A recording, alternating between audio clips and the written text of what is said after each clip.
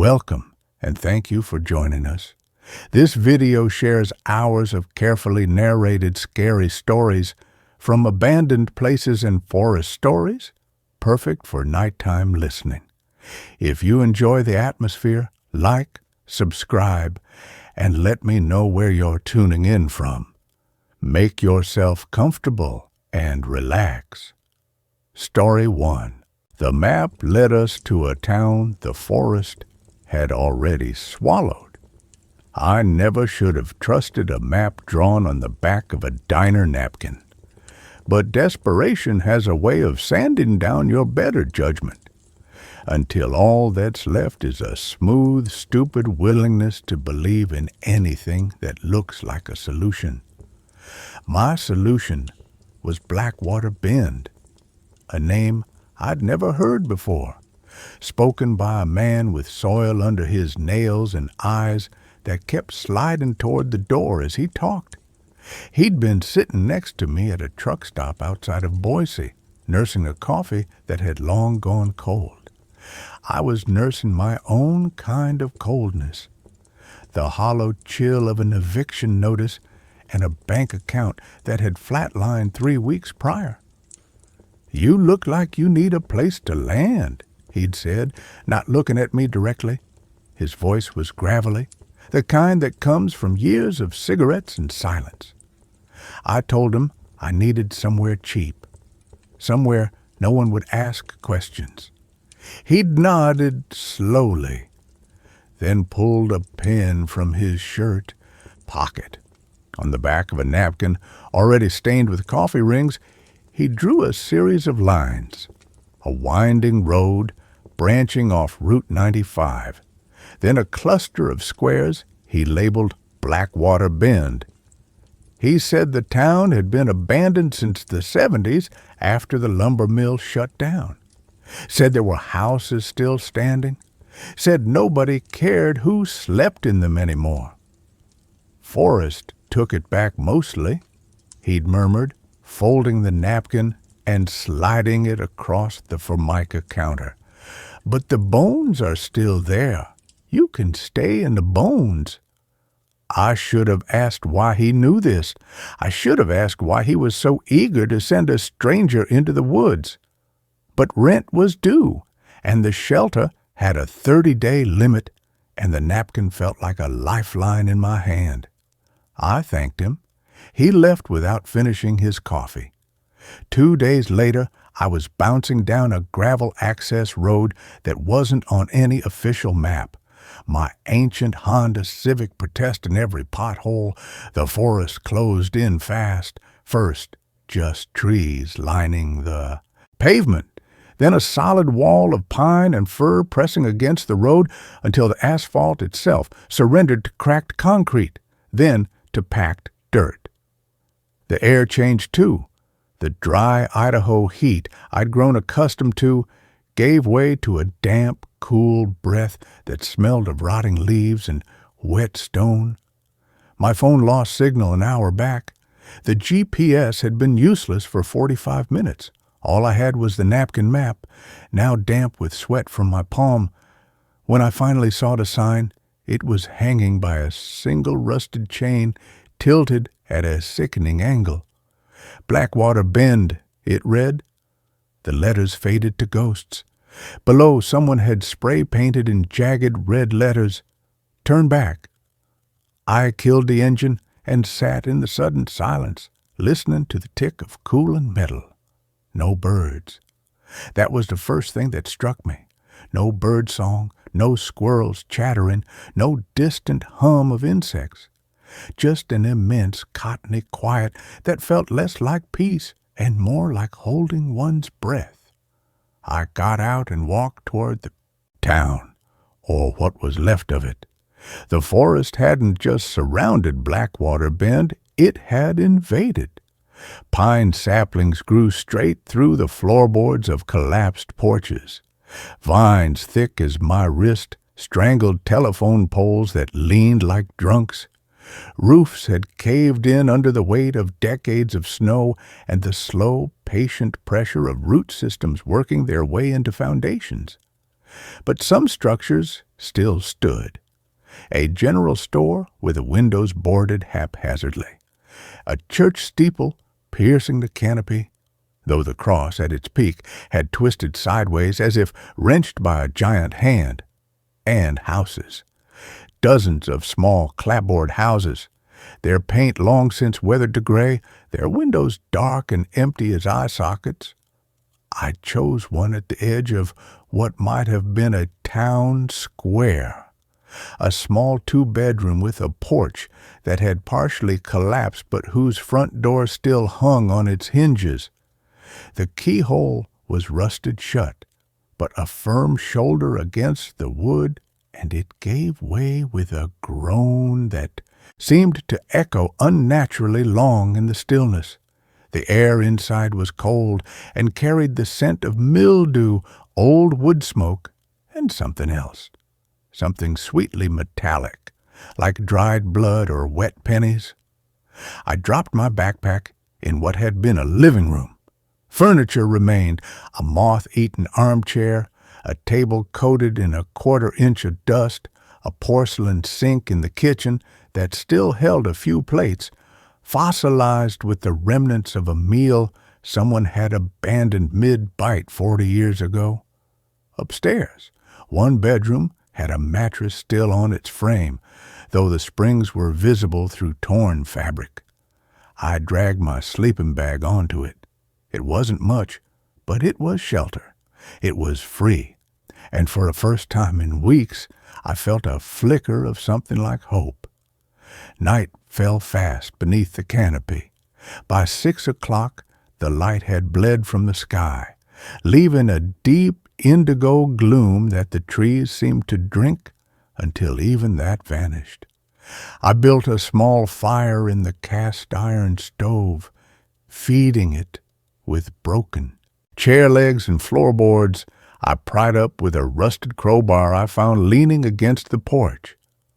The fire crackled, casting dancing shadows that made the empty rooms feel crowded. I ate a can of beans heated on the stove surface and tried to read by flashlight, but the words swam on the page. The silence was oppressive, not peaceful, oppressive. It had weight. It pressed against my eardrums until I found myself straining to hear anything at all. That's when I heard it. A soft, rhythmic scraping, like a branch dragging across the roof. I froze, book forgotten.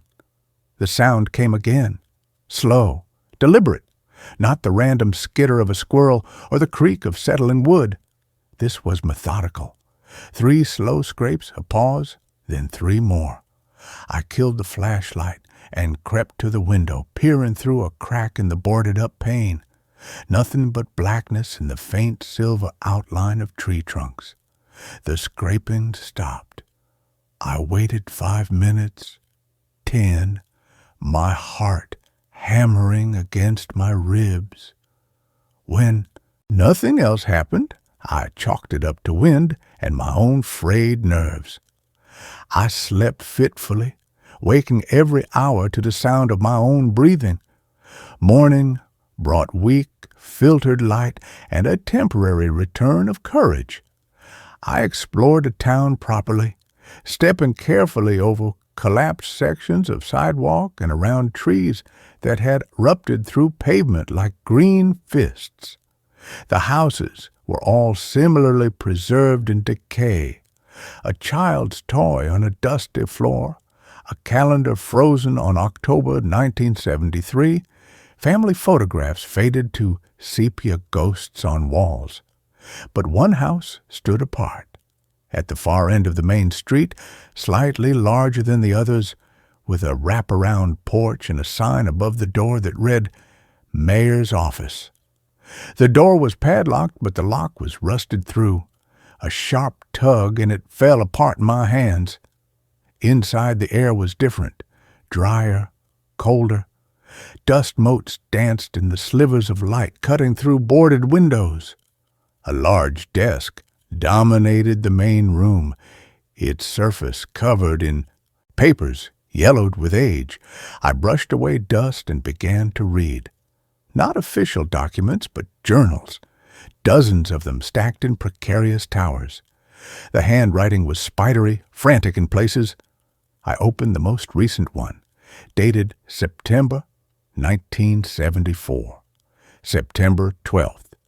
The trees are closer today. Henderson swears he saw roots pushing through his basement floor overnight. Told him he's imagining things. We all are, probably. Sleep hasn't come easy since the mill closed. The quiet plays tricks. September 18th. Martha's boy went missing yesterday. Only for an hour. They found him standing at the edge of the woods, just staring. Won't say a word about where he went or what he saw. His eyes, God, his eyes look old. September 25th. It's not the quiet anymore. It's the breathing. Can hear it at night if you listen close. Deep, slow breaths coming from the woods. Like something enormous is sleeping just beyond the tree line. Jenkins says it's the wind through the pines. But the pines aren't moving. October 3rd. Henderson's house is gone, not collapsed, gone, swallowed.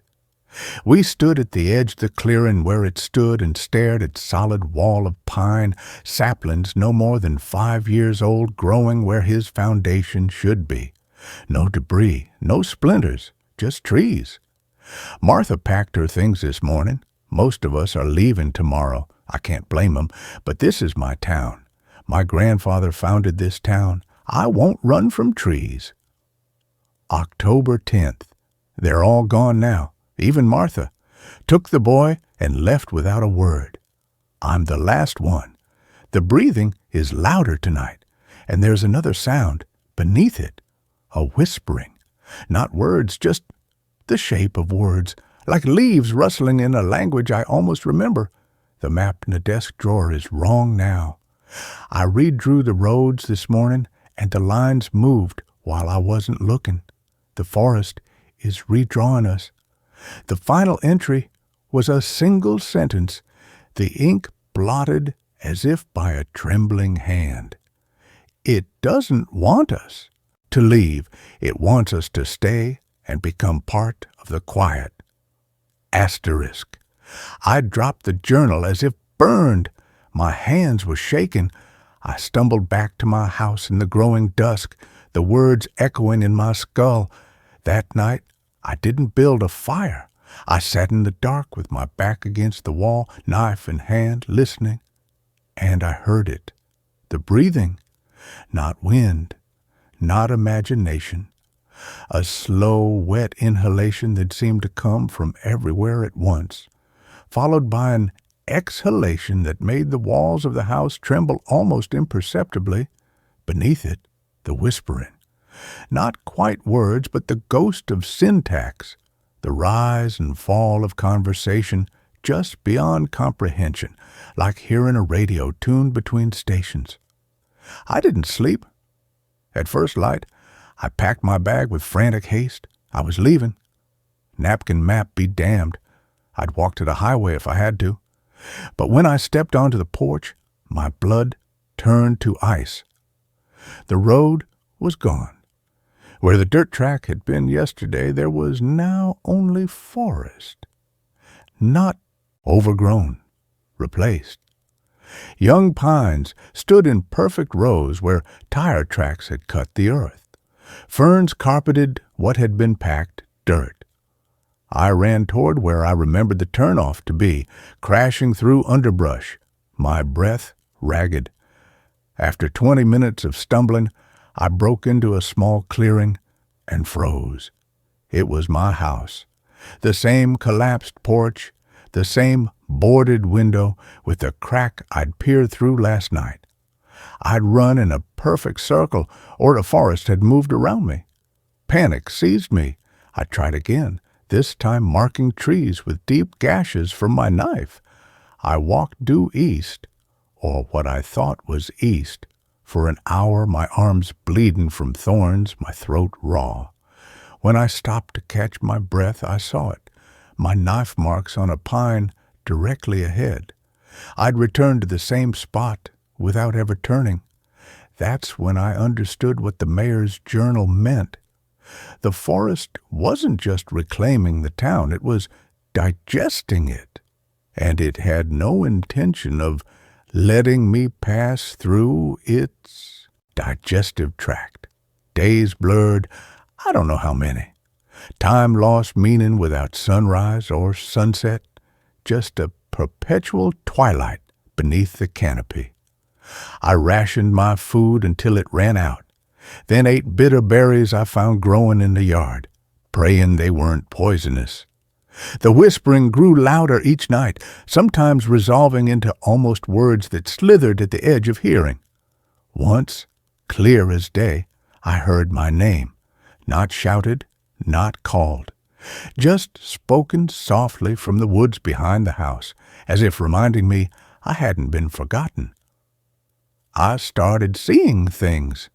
Figures standing between trees, tall, impossibly thin shapes with too many joints in their limbs.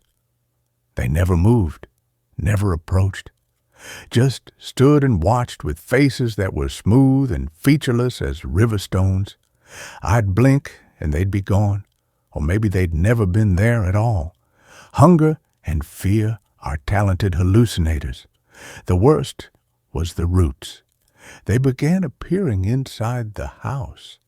At first, just thin tendrils, pushing through cracks in the floorboards. Then thicker vines, pale and veined like arteries, snaking across the floor toward my sleeping bag. I'd wake to find them coiled around my ankle, cool and firm as living rope. I'd tear them away, my heart pounding, and they'd retreat beneath the floorboards with a soft, wet sigh. Last night, or what I think was last night, I dreamed I was walking through the woods, but I wasn't alone. Dozens of people walked beside me, their faces familiar from the photographs I'd seen in the abandoned houses. The mayor with his tired eyes, Martha holding her silent boy, men in lumberjack shirts, women in floral dresses from another decade. They didn't speak. They just walked, their feet making no sound on the needle-strewn ground. And as we walked, I felt my own body changing. My skin grew rough, bark-like. My fingers elongated, branching into twigs. My breath slowed until it matched the rhythm of the forest's breathing. And it didn't feel like dying. It felt like coming home. I woke with tears on my cheeks and the taste of soil in my mouth. This morning, I made a decision. I can't fight this place. Running is pointless. The forest won't allow it. But maybe there's another way. The mayor stayed. Others stayed. Perhaps they didn't all become trees. Perhaps some found a way to coexist, to listen instead of fear. I've been sitting on the porch all day just listening. The whispering isn't threatening. Not really. It's patient. It's been waiting decades for the last holdouts to understand. The town wasn't abandoned. It was absorbed. And absorption isn't destruction. It's transformation. The breathing is louder tonight. Closer. I can feel the vibration in the floorboards. The whispering has resolved into something almost intelligible, a single phrase repeated over and over, not in my ears, but in my mind. Stay, become, belong, asterisk. I'm not afraid anymore. The fear burned away hours ago, leaving something calmer, deeper. I understand now why the man at the diner sent me here. He wasn't being cruel. He was delivering a gift, a place to stop running, a place to finally rest. I'm stepping off the porch now. The forest floor is soft beneath my bare feet. When did I take my shoes off? I don't remember. Doesn't matter. The trees part before me, not by moving, but by simply not being there anymore. A path opens where none existed. The air smells of loam and rain and something sweetly familiar I can't name. The figures are waiting, not menacing, welcoming. Their featureless faces turn toward me in unison. One extends a hand, long fingers tapering into delicate branches. I take it. The touch is cool, smooth, alive. My last human thought is not of regret, but of relief. The constant noise of the world, the traffic, the notifications, the demands, the loneliness falls away like a shed skin. In its place, only the deep, slow rhythm of the forest's breath. In, out, in, out. I feel the change beginning at my feet. Roots pushing down through the soles of my feet, seeking the dark earth below. My spine straightens, lengthens. My skin hardens, fissures into bark.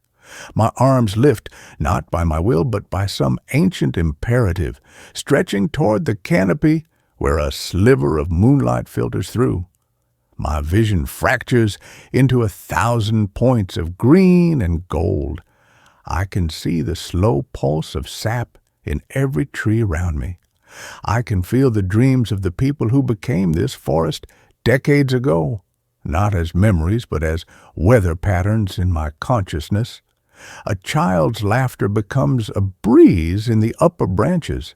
A mother's lullaby becomes the creak of boughs in the wind. I am no longer alone. I have never been alone. I was just too loud inside to hear the chorus. The last thing to go is my name. It dissolves like mist in morning sun. What remains is not a person, not a tree, but a note in a song the forest has been singing since before roads were drawn on napkins, since before towns were built and abandoned, since before fear was invented. The map didn't lead me to a town the forest had swallowed. It led me home, and as my consciousness expands to fill the space between root and canopy, I understand my purpose now. I will stand here. I will breathe with the others. And when the next desperate soul follows a napkin map into our quiet, I will help the forest whisper to them too, not with fear, with invitation, stay, become, belong. The whispering grows louder, not from the woods, but from me, from us, from the town that never died, only changed its shape. The roots deepen, the branches reach higher, the breathing continues, in, out, in, out. That's where this tale ends. Now, another waits just beyond the shadows. The Tenant at 1847, Millbrook Road. I should have known something was wrong when the landlord wouldn't meet me at the property. The ad on Craigslist had been straightforward enough. Room for rent, $300 month, utilities included. Quiet neighborhood, must be comfortable with older homes. I'd been sleeping in my car for 2 weeks after my roommate situation fell apart. So when I called the number listed, I didn't ask many questions. The voice on the other end was an older woman, Mrs. Cheney, and she sounded kind enough.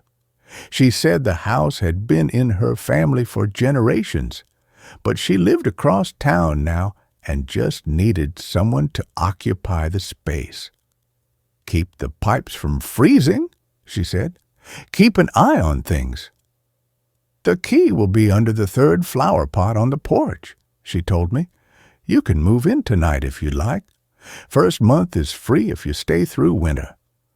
Free rent. I should have known. The house sat at the end of Millbrook Road, where the pavement gave way to gravel and the streetlight stopped reaching. It was a Victorian-style structure, 3 stories tall, with a tower room on the northeast corner that gave it an almost Gothic silhouette against the October sky. The paint was peeling in long strips, revealing older layers underneath. White, then yellow, then a sickly green. Most of the windows on the upper floors were dark, but I could see curtains moving in a few of them, probably from the wind coming through broken seals. I found the key exactly where Mrs. Cheney said it would be. It was old, made of brass that had tarnished to almost black, and it felt heavier than a key should feel. The lock resisted at first, then gave way with a click that echoed through the empty porch. The smell hit me as soon as I opened the door. It wasn't quite rot, but something adjacent to it.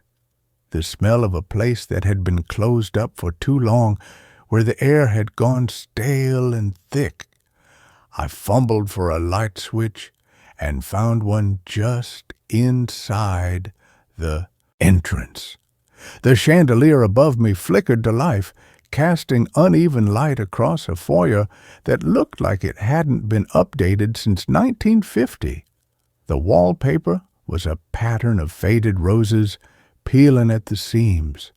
The hardwood floor was scuffed and dull, and there were rectangles of darker wood where furniture had once stood. A staircase curved up to the right, disappearing into shadow. To the left was a doorway leading to what looked like a sitting room, and straight ahead was a narrow hallway extending toward the back of the house. "Hello?" I called out, my voice swallowed by the space. Mrs. Cheney had said the house was empty, but I needed to be sure. The silence that followed was absolute. I brought in my 2 duffel bags from the car and locked the door behind me. Mrs. Cheney had texted me earlier with instructions. My room was on the 2nd floor, 3rd door on the right. The kitchen was functional. The bathroom worked. Stay out of the basement and the tower room. Both were structurally unsound. The stairs creaked under my weight, each step announcing my presence to the empty house. The 2nd floor hallway was long and lined with doors, all of them closed, except for one at the far end, which stood slightly ajar. I counted doors as I walked, 1, 2, 3 on the right. My room.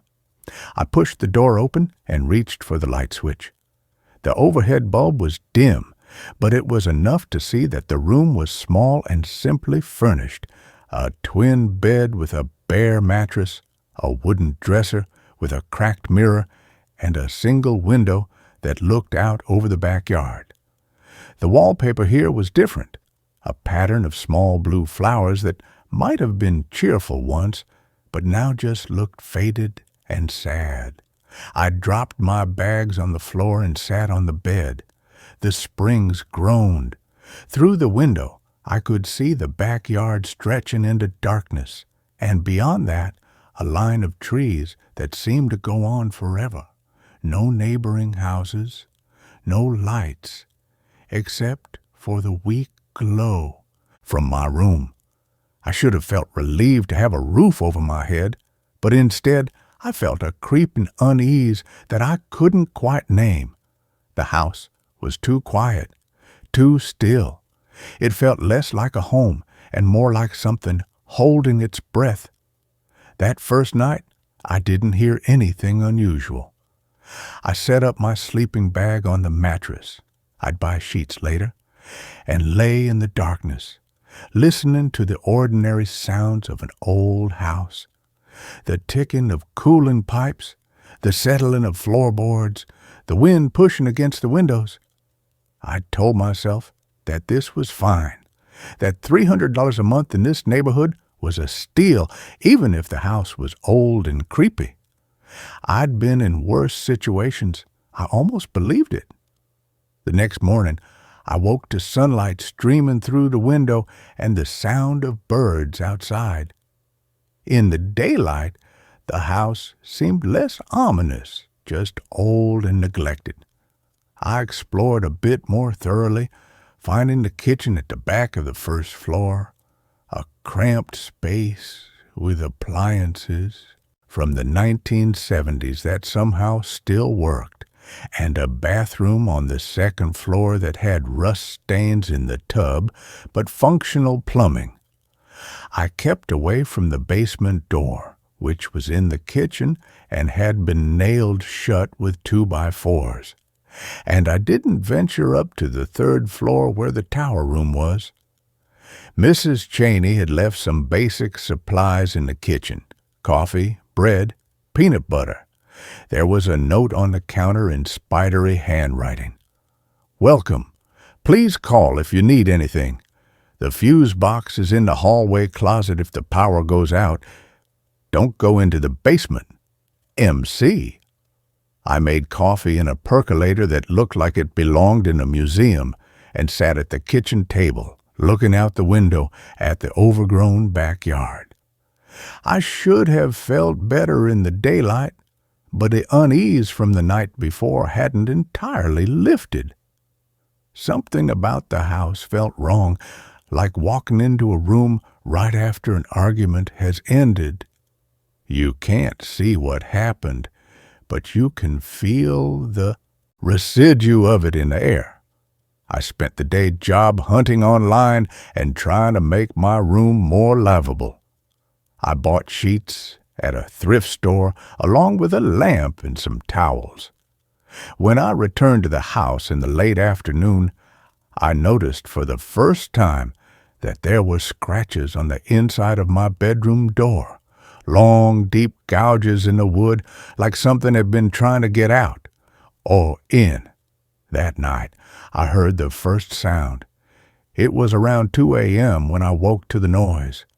At first, I thought it was part of a dream, a rhythmic thumping, like someone walking heavily on the floor above me. But as I lay there in the darkness, the sound continued, steady and deliberate. Step, step, step, moving from one end of the third floor to the other. I held my breath and listened. The footsteps, and they were definitely footsteps, reached the end of the hallway above me, paused, and then started back the other way. Step, step, step. The same measured pace. The same route. My rational mind offered explanations. Old houses settle, pipes expand and contract. Animals get into attics. But these sounds were too regular, too purposeful. They sounded exactly like someone pacing back and forth above my head. After 10 minutes, the footsteps stopped. The silence that followed was somehow worse than the noise. I lay awake for hours, staring at the ceiling, waiting for the sound to start again. It didn't. In the morning, I convinced myself I'd imagined it. Stress and exhaustion could do strange things to perception. I'd been sleeping in my car for weeks. Of course, my first night in a real bed would be restless. I didn't think about the footsteps as I made breakfast. I didn't think about them as I sent out job applications. But that night, they came again. 2 a.m., almost to the minute, the same pacing, the same route, step, step, step. From one end of the third floor to the other and back again. This time, I got out of bed.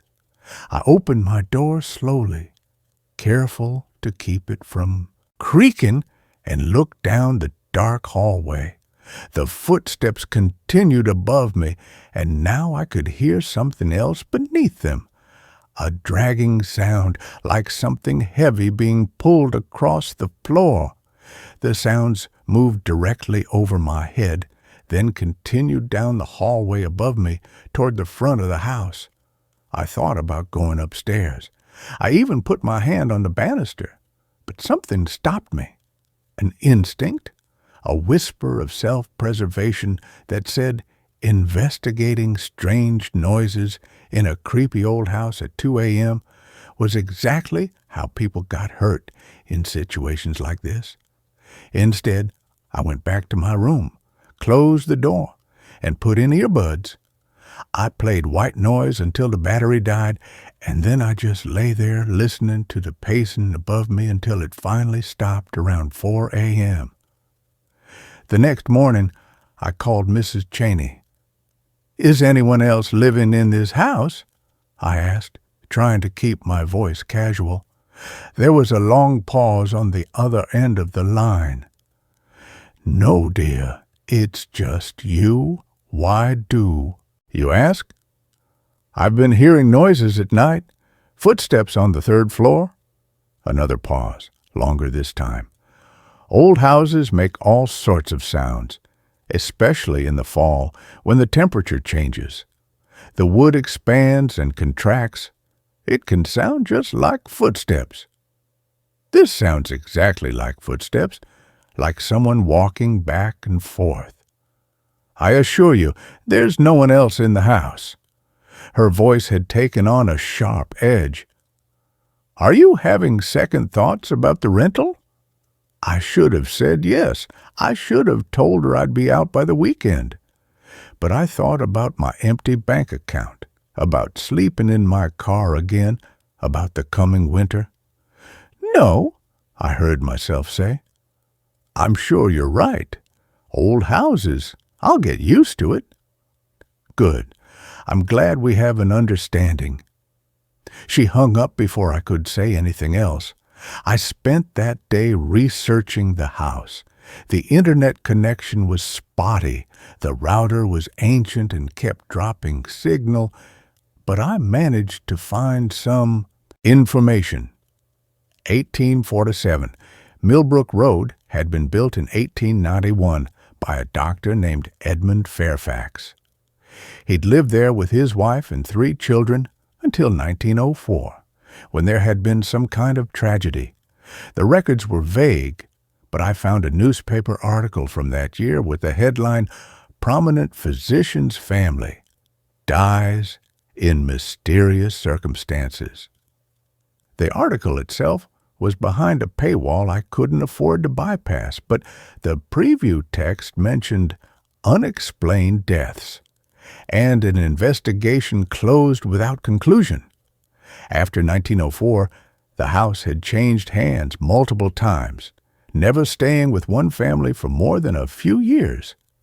Mrs. Cheney's family had owned it since the 1950s, but according to county records, no one had actually lived in it since 1987. I should have left right then. I should have packed my bags and found somewhere else to go. But where? The women's shelter was full. I had no friends in the city. My family had made it clear I wasn't welcome back home. So I stayed, telling myself that footsteps weren't the worst thing that could happen. At least I had a roof over my head. At least I was warm. That night, the footsteps came again at 2 a.m. But this time, they were accompanied by something new. A sound like fingernails scraping against wood coming from inside the walls of my room. Slow, deliberate scraping as if something were trying to claw its way through the plaster. I turned on every light in my room and sat on the bed with my back against the wall, watching the door. The scraping continued for nearly an hour, moving around the room, first near the window, then by the closet, then right above my head. The footsteps upstairs kept their steady rhythm, pacing back and forth, back and forth. At some point, I must have fallen asleep, because I woke to morning sunlight and silence. When I examined the walls, I found fresh scratches in the paint near the ceiling, long gouges that definitely hadn't been there the day before. I stopped sleeping at night. Instead, I napped during the day when the house was quiet, and I spent the nighttime hours sitting in my room with all the lights on, my laptop playing videos or music, anything to cover the sounds. The footsteps came every night like clockwork. The scraping in the walls grew more aggressive, and I started noticing other things. Doors that I'd left open would be closed when I came back upstairs. The temperature in certain rooms would drop suddenly. my breath fogging in the air even though it was warm everywhere else. I'd catch movement in my peripheral vision, a shadow passing across a doorway, a curtain swaying in a room where all the windows were closed. Once, I came downstairs to find all the kitchen cabinets standing open, their contents rearranged in neat rows on the counter. I called Mrs. Cheney again and told her I was hearing and seeing things that couldn't be explained by an old house settling. She listened in silence, and when I finished, she sighed. "I had hoped you wouldn't notice," she said quietly. "Notice what?" "The house has a history. You've done your research, I assume. The Fairfax family? What happened to them?" Dr. Fairfax conducted experiments, medical experiments, in the tower room in the basement. Not all of his patients were willing participants. When his wife discovered what he was doing, she confronted him. There was an altercation. The children were caught in the middle. She paused. Everyone in the house died that night except for Dr. Fairfax. He lived long enough to nail the basement door shut and seal the tower room before succumbing to his injuries in the foyer. I felt cold all over. You knew the house was haunted, and you rented it to me anyway. I needed someone to stay there. The house can't be left empty. Things are worse when it's empty. What things? The house remembers what happened in it. It holds on to that pain, that violence. When someone lives there, it focuses on them. It's contained. When the house is empty, the activity spreads to the neighboring properties. People started complaining. I had no choice. "So you used me as bait?" My voice was shaking. "You lured me here to take the heat so your neighbors wouldn't complain?" "I'm offering you free rent. I gave you fair warning. I told you to stay out of certain rooms. If you follow the rules, you'll be fine. Previous tenants have managed." "How many previous tenants?" She didn't answer right away. "Just follow the rules. Don't go into the basement. Don't go into the tower room. Don't engage with anything you see or hear. The house can't hurt you if you don't give it permission." "That's insane." "Perhaps. But you don't have anywhere else to go, do you?" Her voice was gentle but firm. "Stay until spring. By then you'll have saved enough money to find something else. Just 6 months. You can endure 6 months." She hung up before I could respond. I should have left that very moment. I should have gotten in my car and driven away, slept in parking lots, figured something out. But she was right. I had nowhere to go. And some part of me, the part that had learned to endure bad situations because the alternative was always worse, started rationalizing. It was just sounds, just shadows and cold spots and rearranged objects. Creepy, yes, but I'd dealt with worse. I'd lived with an abusive boyfriend who put me in the hospital. I'd survived homelessness. I could survive a haunted house. So I stayed. The nights grew longer and the activity intensified. The footsteps upstairs became more frequent, sometimes pacing for hours without stopping. The scraping in the walls happened every night now, sometimes so loud and aggressive that I worried the walls would split open. Objects in my room would move when I wasn't looking. My phone would be on the dresser when I knew I'd left it on the bed. My clothes would be pulled out of my duffel bag and folded neatly on the floor. I started finding things, small things at first. Old buttons, rusted nails, fragments of glass. They'd appear on my windowsill, arranged in patterns I couldn't decipher. Then I found a child's doll under my bed. its porcelain face cracked and one eye missing. I threw it in the trash, but the next morning it was back under my bed, in the exact same position. The worst part was the feeling of being watched. It was constant now, a prickling at the back of my neck that never went away. I could feel eyes on me when I showered, when I changed clothes, when I tried to sleep. Sometimes I'd turn around quickly, trying to catch whatever was watching me, but there was never anything there, just empty rooms and shadows and that pervasive sense of wrongness. 3 weeks into my stay, I woke in the middle of the night to find someone standing in the corner of my room. It was a woman, or the shape of a woman. She was translucent, like fog given human form, and she wore a long dress that might have been white once, but looked gray in the darkness. Her face was turned toward the wall, and her hands were raised as if she were clawing at something. As I watched, frozen in terror, she scraped her fingernails down the wall, creating the same sound I'd been hearing every night. Long, deliberate scrapes that left no marks but made my teeth ache. She didn't turn around. She just kept scraping over and over, her movements mechanical and repetitive. I wanted to scream, to run, to do anything, but I couldn't move. I could barely breathe.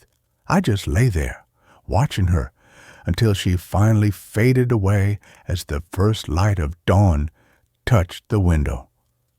I spent the next day in a coffee shop, unable to be in the house. I knew I should leave, pack up, and go, but the truth was I had less than $200 in my bank account and nowhere else to turn. Mrs. Cheney was right. I needed time to save money to get back on my feet, and as terrifying as a house was, it hadn't actually hurt me. It was all just phenomena, just manifestations of whatever was trapped in that place. That night, I tried to stay awake, but exhaustion won out around 1 a.m. I woke to the sound of footsteps, but they weren't coming from upstairs this time. They were coming from the hallway outside my door. Step, step, step. Slow and measured. They stopped right outside my room. I stared at the door, watching the gap at the bottom, and saw a shadow move across it, blocking out the faint light from the hallway. The doorknob began to turn, slowly, the old brass creaking. I'd locked the door. I always locked the door. But the lock was just a simple push button on the knob, and I watched in horror as it slowly turned clockwise until it clicked open. The door began to swing inward, inch by inch, revealing the dark hallway beyond. Nothing was there. The hallway was empty. But the doorknob continued to turn, and the door continued to open, and I knew with absolute certainty that something was coming into my room. I grabbed my phone and turned on the flashlight, shining it at the doorway. The door stopped moving. For a long moment, nothing happened. Then I heard breathing, slow, raspy breathing that definitely wasn't mine. It was coming from the doorway, from the empty space where nothing visible stood. "Get out," I whispered, my voice shaking. "This is my room. Get out." The breathing stopped. The door slammed shut so hard that the whole frame shook, and I heard the lock click back into place. Then the footsteps resumed, receding down the hallway, down the stairs, until they faded into silence. I didn't sleep for the rest of the night. When morning came, I found scratches on the outside of my door, the same deep gouges that were on the inside, as if something had been trying to claw its way in after I'd told it to leave. Mrs. Cheney's words echoed in my head. "The house can't hurt you if you don't give it permission." I had told it to get out. I had engaged with it, and now it knew I could see it, hear it, sense it. The activity became more aggressive after that. Objects didn't just move anymore. They flew across rooms. I'd be sitting on my bed and a book would sail past my head and hit the wall. The dresser drawers would slam open and shut on their own. The scratching in the walls became constant, no longer confined to nighttime. I'd hear it during the day surrounding me like dozens of hands clawing at the plaster from the inside. The apparitions became more frequent, too. I'd see the woman in the gray dress in different parts of the house, always with her back to me, always clawing at walls or doors. Sometimes I'd see children, too, fleeting shadows that darted around corners, accompanied by the sound of footsteps too light to be adult. Once, I saw a tall figure in a dark coat standing at the end of the hallway watching me. When I blinked, he was gone. I tried to follow Mrs. Cheney's rules. I didn't go into the basement. The nailed-shut door made that impossible anyway. I didn't go up to the third floor, even though the pacing continued every night, even though I was desperately curious about the tower room. I tried not to engage, tried to ignore the phenomena, but it was getting harder and harder. A month in, I got a job at a grocery store stocking shelves on the night shift. It meant being away from the house from 10 p.m. to 6 a.m., which should have been a relief, but instead it filled me with dread. The house didn't like being empty.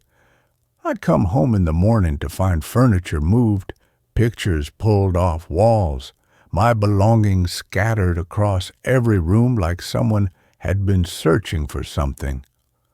One morning, I came home to find that every mirror in the house had been shattered. The bathroom mirror, the mirror in my room, even the decorative mirrors in the hallway, all broken, their glass scattered across the floor. But when I looked closer, I realized the glass had been arranged. It formed words, the fragments carefully placed to spell out, "Get out." I called Mrs. Cheney and told her I was leaving. "You can't," she said simply. "You signed a lease." There was no lease. This was an informal arrangement.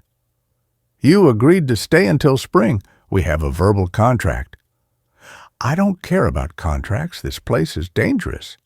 "It's only dangerous if you make it dangerous. You're not following the rules." "I am following the rules." "Then why is the activity increasing?" Her voice was cold now. "You must be doing something to provoke it, going where you shouldn't go, engaging when you shouldn't engage." "I haven't done anything." "Then you have nothing to worry about. Clean up the glass and continue as you were. You have nowhere else to go." She was right, and we both knew it. I hung up and spent the next hour cleaning up broken glass, trying not to look at my fractured reflection in the fragments. That night at work, I couldn't stop thinking about the house, about Mrs. Cheney's insistence that I was provoking the activity, about the tower room in the basement, the two places I was forbidden to go. What was in those rooms? What was she hiding? When I got home at dawn, I stood in the foyer and looked up the staircase. The door to the third floor was at the top of the stairs, and I'd never tried to open it. Mrs. Cheney said it led to the tower room, said it was structurally unsound, but what if that was a lie? What if the answer to everything was up there? I climbed the stairs slowly, my heart pounding. The house was quiet around me, but it felt like it was listening, waiting to see what I would do. When I reached the third floor door, I found it locked. not with a modern lock, but with an old padlock that looked like it had been there for decades. I went back downstairs and searched the kitchen drawers until I found a hammer. Then I returned to the third-floor door and broke the padlock with 3 hard strikes. The sound echoed through the house like a gunshot, and for a moment everything went absolutely still. Then the temperature dropped so suddenly that I could see my breath. The lights flickered, and from somewhere deep in the house I heard a sound like a long, slow exhale. I pushed the door open. The staircase beyond was narrow and steep, disappearing up into darkness. The smell that wafted down was overwhelming, rot and copper, and something acrid that made my eyes water. Every instinct I had screamed at me to turn around, to close the door, to leave this place and never come back. But I needed to know. I needed to understand what I was living with. I turned on my phone flashlight and climbed the stairs. The tower room was smaller than I expected, circular with windows on all sides, but the windows had been painted over from the inside with something dark and thick, blocking out all natural light. My flashlight beam swept across the space, and I wished immediately that I'd listened to my instincts and stayed downstairs. The room was full of old medical equipment, an examination table, cabinets full of rusted instruments, jars containing things I didn't want to look at too closely. The walls were covered in writing, thousands of words scratched directly into the plaster, observations, dates, descriptions of procedures, Dr. Fairfax's research notes, preserved for more than a century. But it was the corner of the room that made my stomach turn. There were shackles bolted to the wall, and below them old dark stains on the floor, and covering every surface were scratches, deep gouges in the wood and plaster, layer upon layer of them, as if someone had spent hours, days, years trying to claw their way out. I heard the breathing again right behind me. I spun around, but nothing was there. The breathing grew louder, coming from all around me now, and underneath it I could hear whispers, dozens of voices all speaking at once in words I couldn't quite make out. The air in the room began to shimmer, and I saw them. Not one ghost, not 2, but dozens. They appeared like photographs developing, growing more solid by the second. Men, women, children, all of them bearing the marks of violence, of suffering. They stared at me with hollow eyes, and I understood with sudden, terrible clarity that these weren't the Fairfax family. These were Dr. Fairfax's victims, the people he'd brought to this room, the ones whose deaths had gone uninvestigated and unrecorded.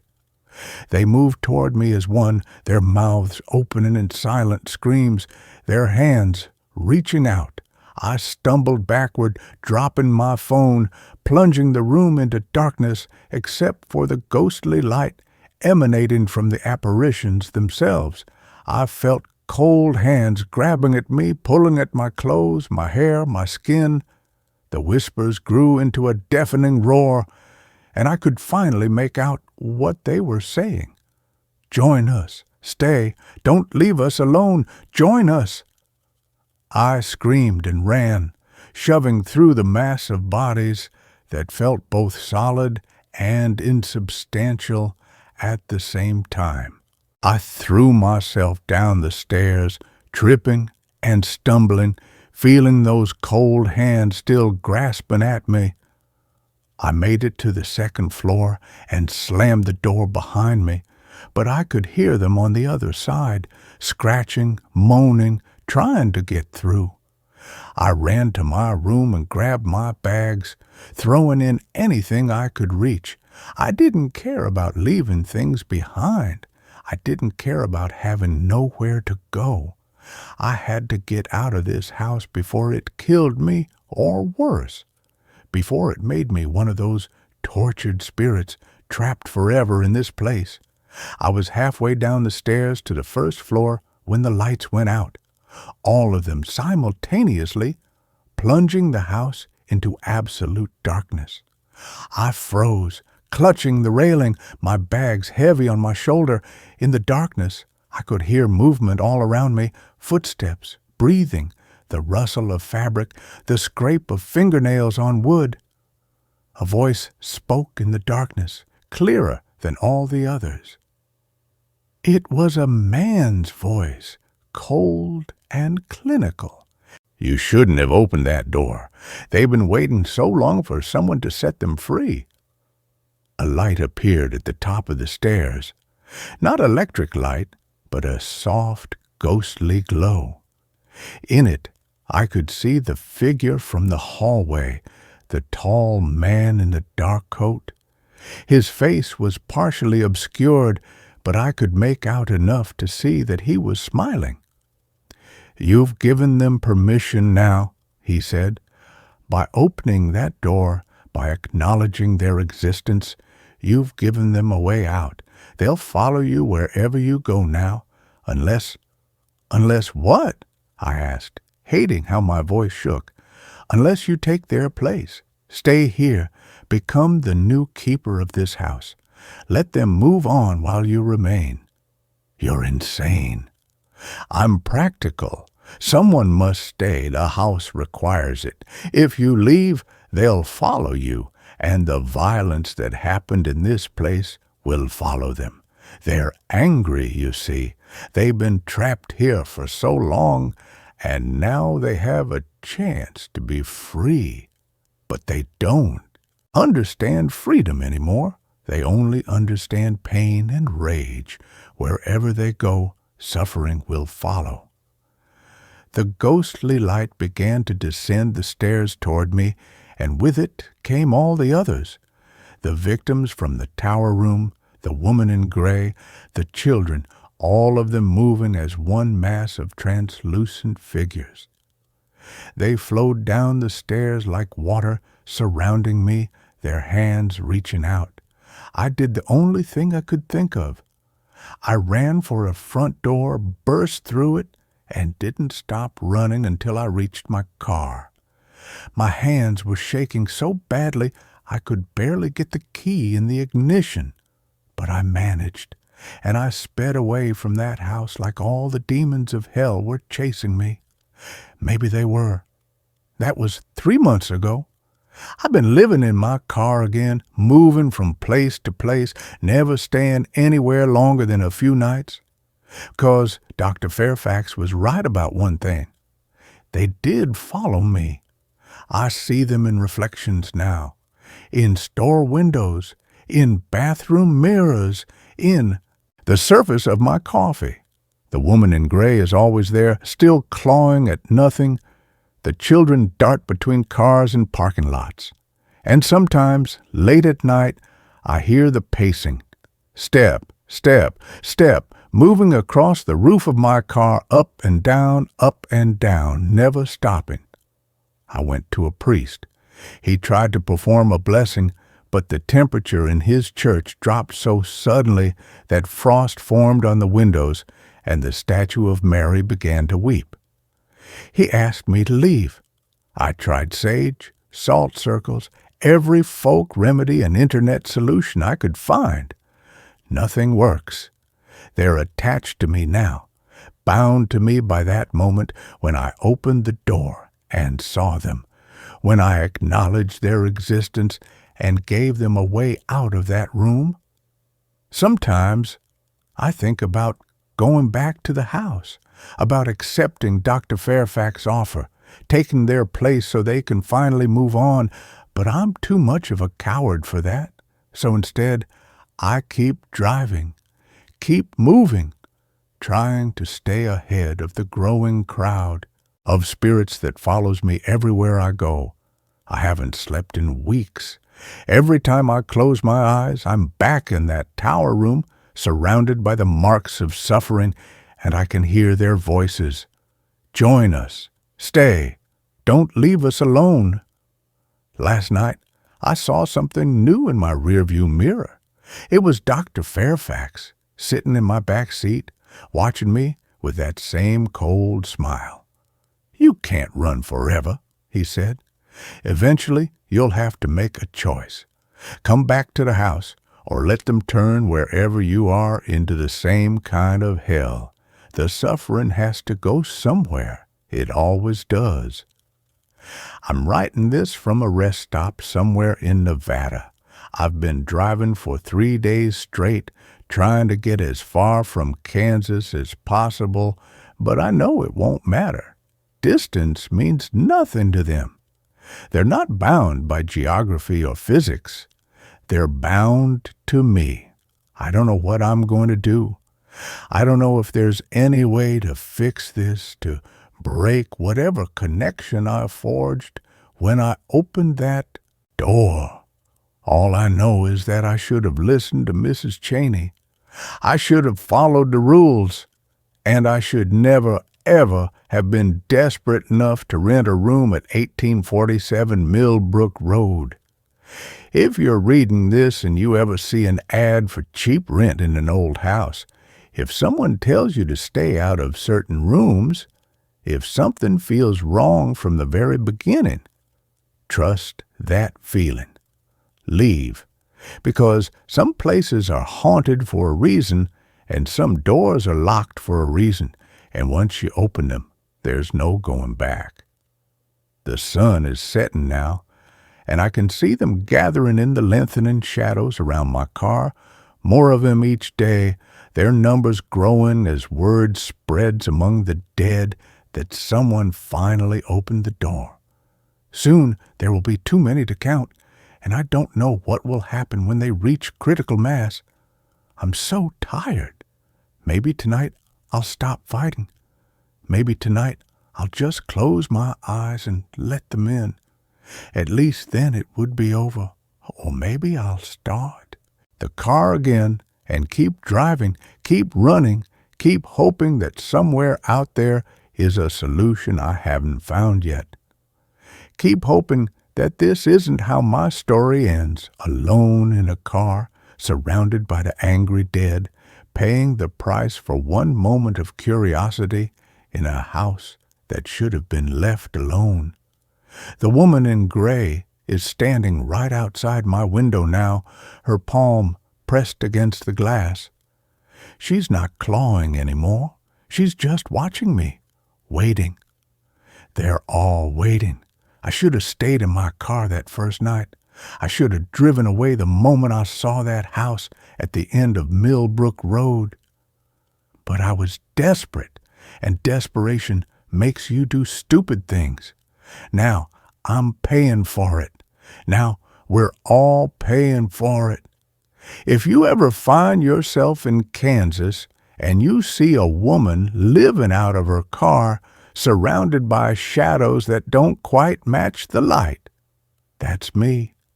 Don't approach. Don't offer help. Just keep driving. This is where the story ends. Let's continue with the next. We explored an abandoned hospital, and someone was still using the operating room. The ad was simple, almost suspiciously so. Room for rent, quiet, utilities included, 300-month, serious inquiries only, Whisperers Pines area. No photos, just a grainy address scribbled at the bottom.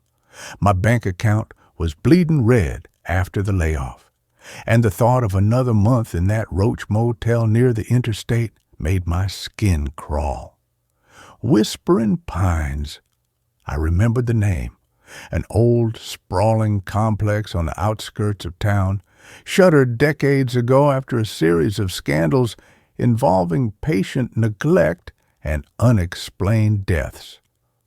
The main asylum building was a crumbling landmark, a jagged silhouette against stormy skies in every local ghost story. But the ad mentioned a caretaker's cottage, a small structure tucked behind the overgrown grounds, separate from the main horror. Desperation overrode the chill that slithered down my spine when I typed the address into my dying phone.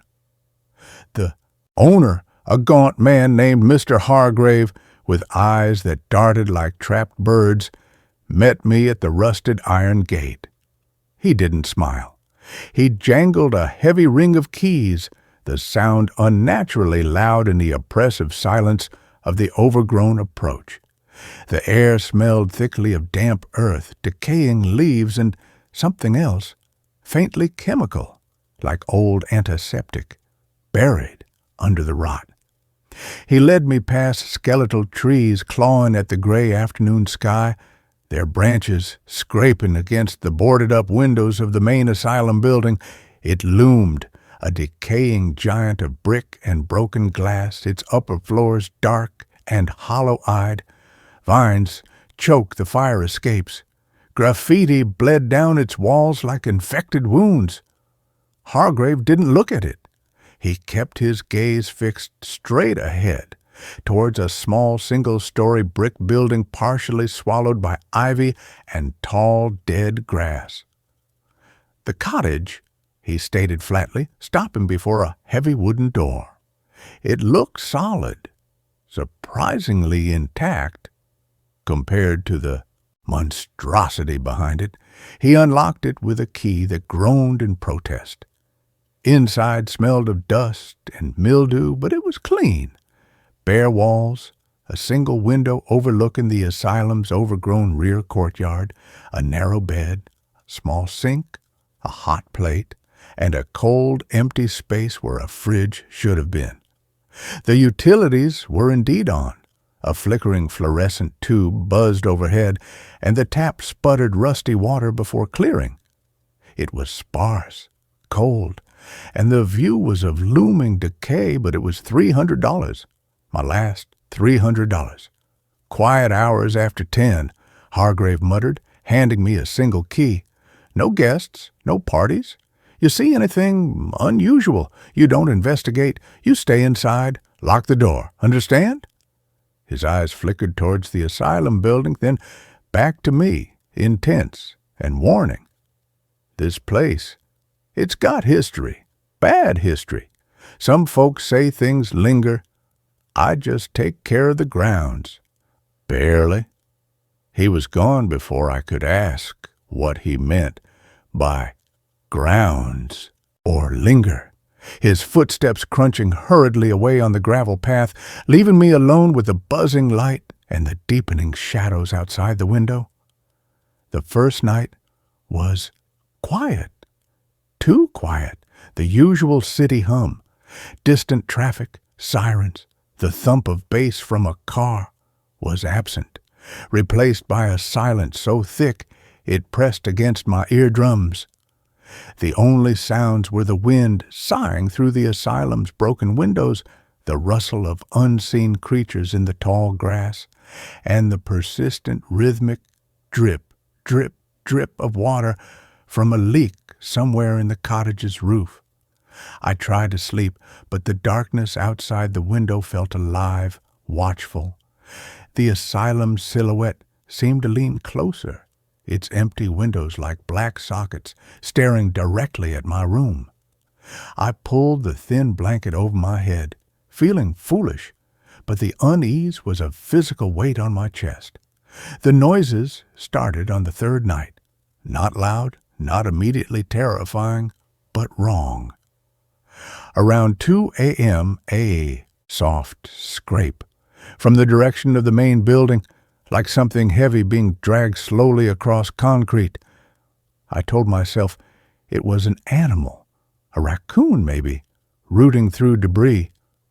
Then came the footsteps, not outside, but inside the cottage, faint, muffled, like someone walking in thick socks on the bare wooden floorboards in a tiny hallway leading to the neglected bathroom. I froze in bed, heart hammering against my ribs. I hadn't heard the door open. The key was still on the nightstand. I lay perfectly still, straining my ears. The footsteps stopped.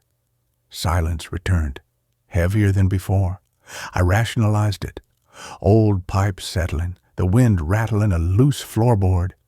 Anything but what my gut was screaming. The next day, I explored the immediate area around the cottage, needing to shake off the clinging fear. The overgrown courtyard between the cottage and the asylum's rear entrance was a jungle of thorny bushes, knee-high weeds, and skeletal trees. Weeds pushed through cracked asphalt.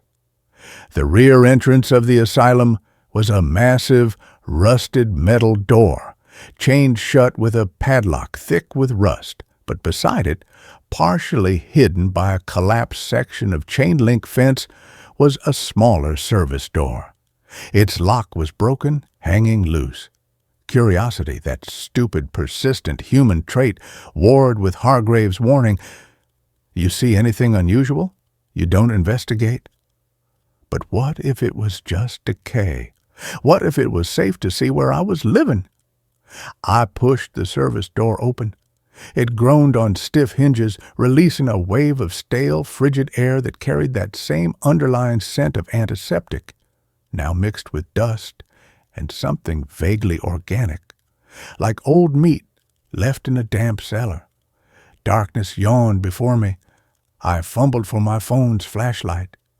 The beam cut through the gloom, revealing a narrow corridor lined with peeling green paint. Debris littered the floor, broken glass, fallen ceiling tiles, scraps of fabric that might have once been uniforms. The air was bitingly cold, far colder than outside. My breath plumed in the light. I moved slowly, the beam trembling slightly in my hand. Doors lined the corridor, most hanging open on broken hinges, revealing empty rooms stripped bare or filled with rubble. Offices, maybe. Storage closets.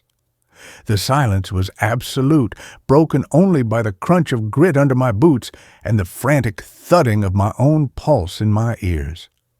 Then I saw the signs. Faded, peeling signs on some doors. Sterilization, linens, morgue, authorized personnel only. My stomach clenched.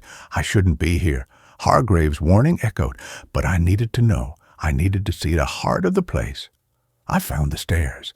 A wide central staircase, its carpet long since rotted away, leaving bare, splintered wood steps. Handrails were cold, gritty metal. The upper floors were darker, the air thicker, colder. The beam of my phone caught dust motes dancing like agitated spirits. I passed a nurse's station, its counter covered in a thick layer of gray dust. An ancient, dead phone still cradled in its receiver. Charts lay scattered, their pages brittle and yellowed, filled with spidery handwriting and incomprehensible medical codes. The names were redacted, scratched out with violent strokes of black ink. That's when I saw the first thing that truly chilled me. In a small supply room off the main corridor, my light swept over a metal tray. It wasn't empty. Lying neatly arranged on the dust-covered surface were surgical instruments. Scalpels, forceps, retractors, a bone saw.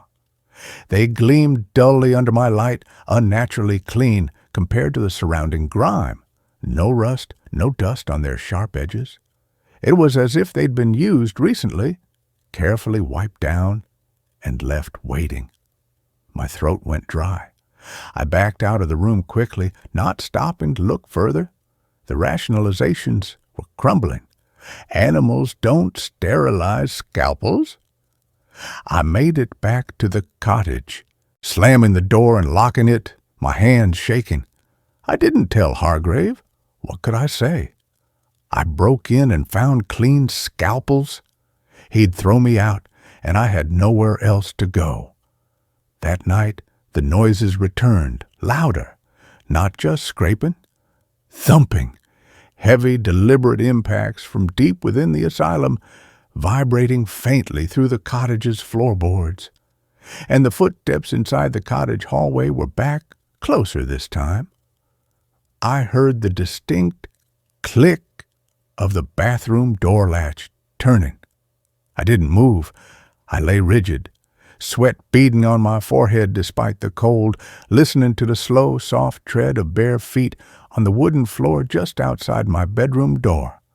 They stopped. I held my breath. Minutes stretched like hours. Then a soft, sniffing sound right outside the keyhole, like something was smelling me. I didn't sleep again that night. I sat up in bed, back against the wall, a heavy flashlight gripped like a club in my hand, staring at the door until the gray light of dawn seeped through the window. I needed to leave. I needed to find a new place, swallow the loss of the deposit. But where? My savings were gone. Panic was a constant hum beneath my skin. Then my friend Ben called. Ben, the thrill-seeker, the urban explorer who loved abandoned places. He'd been texting me since I moved in, joking about ghost hunts. Desperation made me reckless. I told him everything. The ad, Hargrave's warnings, the noises, the clean instruments. Instead of concern, his voice crackled with excitement. Dude, Whispering Pines, that's legendary, the stories, the equipment they had back then, and you found clean tools? That's insane. I'm coming over tonight. We're going in properly. I've got better lights, a camera. We'll document it, maybe film something for my channel. This could be huge. No, Ben, really, it's not just stories. Something's in there. It's not right. I pleaded, but my voice sounded weak even to myself. The loneliness, the fear, the sheer weirdness of it all made his confidence infectious, a lifeline. Against every screaming instinct, I agreed. Maybe with two of us, with proper gear, it would feel less like trespassing on a grave and more like an investigation. Maybe I was just losing my mind from stress and isolation.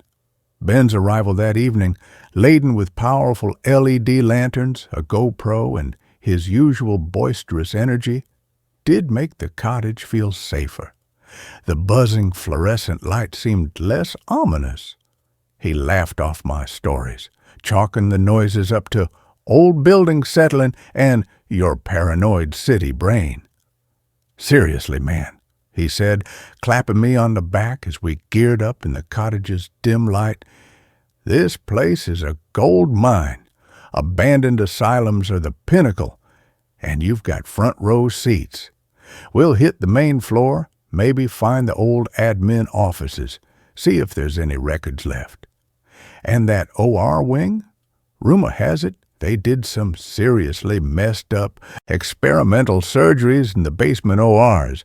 That's the jackpot. The basement? My blood ran cold. I hadn't gone near any stairs down. Ben, Hargrave specifically? Hargrave's a weird old coot who probably waters his plants with moonshine, Ben interrupted, strapping on a headlamp. He's scared of his own shadow. We're just looking, documenting history. Come on, live a little. His enthusiasm was a shield. I put on my own headlamp, its beam cutting a shaky path in the dusty air. We left the cottage, the heavy door clicking shut behind us, locking me out of the only safe space I had. The service entrance groaned open again, the smell of cold decay hitting us like a physical blow. Ben's powerful lanterns banished the worst of the shadows, revealing the grim reality of the corridor in stark, unforgiving light. Dust hung thick in the beams. Debris was everywhere. The sterile scent was stronger here, mixed with the underlying rot. Ben narrated into his GoPro, his voice echoing slightly in the dead air. Whispering Pines Asylum back entrance. Date is, check the timestamp. exploring with my buddy, who's wisely remaining anonymous for legal reasons. Let's see what horrors await. We moved cautiously, Ben leading, his light sweeping over the ruined offices, the nurse's station. He paused at the supply room where I'd found the instruments. He shone his light inside. The tray was gone. The shelf was empty, covered in undisturbed dust except for a faint, clean rectangle where the metal had sat. Ben frowned. Must have been cleaned out recently, or taken by other explorers. He didn't sound convinced. The easy confidence had a slight edge to it now. We found the central staircase. Ben wanted to go up first, to the administrative floors. The steps were treacherous, slick with grime. The upper hallways were darker, the decay more advanced. Water stains bloomed like black flowers on the ceilings. Plaster hung in ragged strips. We found patient rooms, small barren cells with rusted bed frames bolted to the floor. Scratches covered the walls near the doors, deep, frantic gouges in the paint. Ben filmed it all, his voice lower now, less performative. This is intense. You can feel it, right? The sadness, the anger. He wasn't wrong. The air felt heavy, thick with unspoken misery. It pressed down on us, making it hard to breathe. We avoided the areas that felt wrong, patches of corridor where the temperature plummeted suddenly, where the darkness seemed to swallow Ben's powerful light, where a low, almost subsonic hum vibrated in my bones. Ben felt it too. He stopped talking to the camera. We moved in tense silence, the only sounds our crunching footfalls and the ragged sound of our own breathing. We found the records room. Filing cabinets lay overturned, their contents, thousands of brittle, yellowed patient files, scattered like fallen leaves across the floor. Names, diagnoses, treatments, all obscured by time and mildew. Ben picked up one file, blowing dust off the cover. Subject 7, experimental lithium trials, severe catatonia, multiple restraint incidents. He dropped it like it burned him. This place was a nightmare factory. It was Ben who found the stairs down. A heavy metal door marked basement maintenance access only stood slightly ajar at the end of a service corridor on the ground floor. The air leaking from the crack was frigid and carried that sterile smell so strongly it stung my nostrils, cutting through the decay. It smelled clean, too clean. Beneath it, faint but unmistakable, was the coppery tang of old blood. "Bingo!" Ben whispered, his earlier bravado gone, replaced by a tense focus. "The surgical wing, this is it." He pushed the door open. A narrow, steep staircase descended into utter blackness. The cold intensified, raising goosebumps on my arms despite my jacket. The smell of antiseptic was overwhelming now, sharp and clinical, warring with the metallic blood scent and the deep, wet chill of the earth. Ben clicked on his largest lantern, its beam cutting a swath down the stairs. The concrete steps were stained dark in patches, not rust, something else. "Ben, I don't like this," I said, my voice tight. "This smells wrong, fresh. Let's go back, please." He turned, his face pale in the harsh light, eyes wide, not with fear, but with a kind of horrified fascination. "Dude, we have to see. This is why this place was shut down. This is the truth." He started down. I had no choice but to follow, my own light trembling on the steps below me. The stairs ended in a short, low-ceilinged corridor. Doors lined both sides. Pre-op, recovery, staff locker room, and at the end a pair of heavy swinging doors. the kind you see in old hospital dramas. They were slightly open. A faint, rhythmic beeping sound came from beyond them. Steady, mechanical heart monitor. Ben stopped dead. The color drained completely from his face. He looked at me, his mouth working soundlessly. The GoPro light on his chest cast his shadow huge and distorted on the damp concrete wall. The beeping was unmistakable, deliberate, alive. It wasn't the erratic blip of a dead battery. It was the steady pulse of functioning equipment in a building abandoned for over 40 years. Ben, we need to go. Now. I grabbed his arm, my fingers digging in. He didn't resist, but he didn't move either. He was frozen, staring at those swinging doors. The beeping continued. Then a new sound, a wet, rhythmic squelching, slow, deliberate, like something heavy being worked on. Squelch, pause, squelch, pause, accompanied by a low, guttural humming, not a tune, just a monotone vibration that seemed to come from the walls themselves. It resonated in my teeth. A shadow moved across the gap between the swinging doors. Tall, thin, impossibly still for a moment, then gliding silently sideways. It wasn't human-shaped. It was elongated, hunched, its outline blurred in the dim light leaking from the room beyond. It moved with unnatural smoothness. The squelching sound stopped. The beeping continued its relentless rhythm. The humming deepened, vibrating the floor beneath my boots. Ben finally moved. He didn't run. He lunged. Not away, but towards the doors, his lantern beam swinging wildly. "What the hell is that?" he shouted, his voice cracking, echoing in the confined space. "Show yourself!" "Ben, no!" I screamed, but he was already pushing through the heavy doors. I followed, driven by terror for him, my own light swinging wildly. The beam hit the center of the room. It was an operating room, or what was left of one. Ancient surgical lights hung from the ceiling, thick with dust and cobwebs. Cabinets lined the walls, their glass fronts shattered.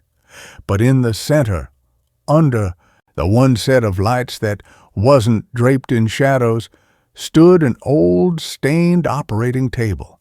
Strapped to it with thick leather restraints was Ben.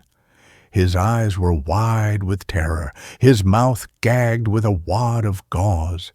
He was struggling weakly against the straps, muffled sobs escaping him. His GoPro lay on the floor nearby, its red recording light still blinking. Standing over him were 3 figures. They wore long, stained white coats that might have once been surgical gowns, now gray with grime and dark, wet patches. Their faces were obscured, not by masks, but by a thick, swirling shadow that clung to their heads like living smoke, obscuring any features. Only dark, empty pits where eyes should have been seemed to absorb the light. One held a long, gleaming bone saw. Another held a tray of instruments, identical to the ones I'd found upstairs. Scalpels, retractors, clamps, all spotless, reflecting the single, flickering fluorescent light overhead that buzzed erratically. The third figure stood at a wheeled cart holding an ancient analog heart monitor. Its screen showed a steady, rhythmic green line matching the beep, beep, beep that filled the room. A tube snaked from the machine to a needle embedded in Ben's arm. The figure with the bone saw turned its shadow face towards me as I stood frozen in the doorway. The squelching sound hadn't been machinery. It had been the saw, resting on the edge of the stainless steel instrument tray. The humming stopped. The beeping of the monitor seemed to grow louder, filling the silence. The shadow head tilted. It didn't have a mouth, but a sound emanated from it, a dry, clicking noise like stones grinding together deep in a well. It wasn't human. It wasn't animal.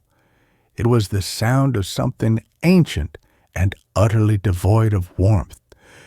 The figure by the monitor reached out a hand. It wasn't human either. The fingers were too long, the knuckles protruding unnaturally, the skin gray and mottled like old meat.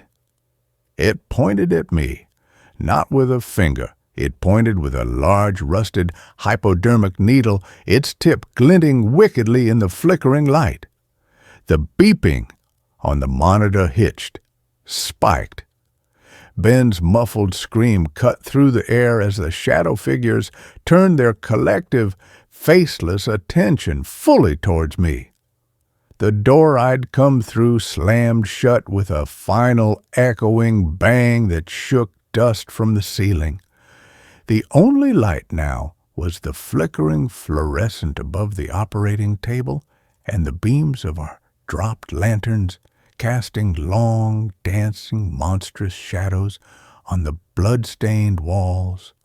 The bone saw scraped softly against the metal tray as the figure holding it took a slow, deliberate step towards the door where I stood trapped. The steady beep, beep, beep of the monitor was the only sound in the world, counting down the seconds until the light above the table would swing around and the cold, sterile air would fill with the sound of my own screams joining Ben's. The operating room wasn't abandoned. It was waiting, and I was next on the table. The buzzing of the light was the only sound in my head as the shadows began to move. And with that, this story's over. Now, a new story begins. The ghost town lights turn on every night, though no one lives there. I drove into solitude at dusk because my truck's engine had coughed its last breath 3 miles back. Not a sputter. A final, shuddering gasp that died as the desert highway vanished behind a dust storm. The map on my dead phone had shown nothing for 50 miles in any direction except Bureau of Land Management scrubland. But through the swirling ochre haze, headlights caught the outline of buildings clinging to a rocky slope, a scattering of wooden structures, a tilted water tower, a lone false front saloon. A ghost town. Perfect.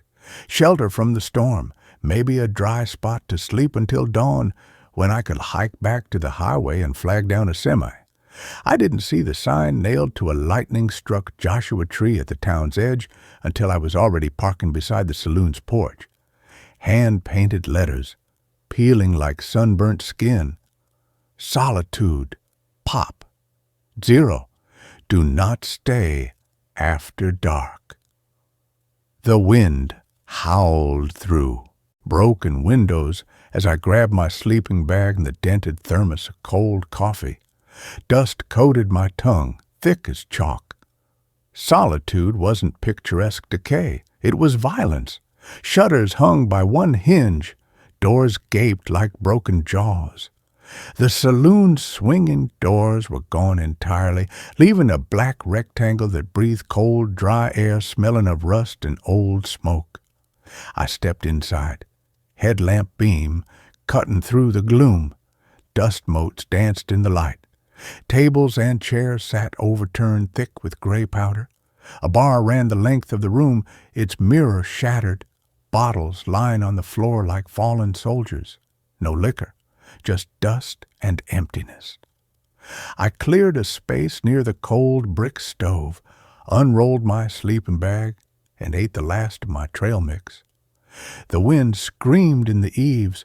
I checked my phone again. No signal, no life, just the storm rattling the bones of the dead town. Exhaustion pulled at my eyelids.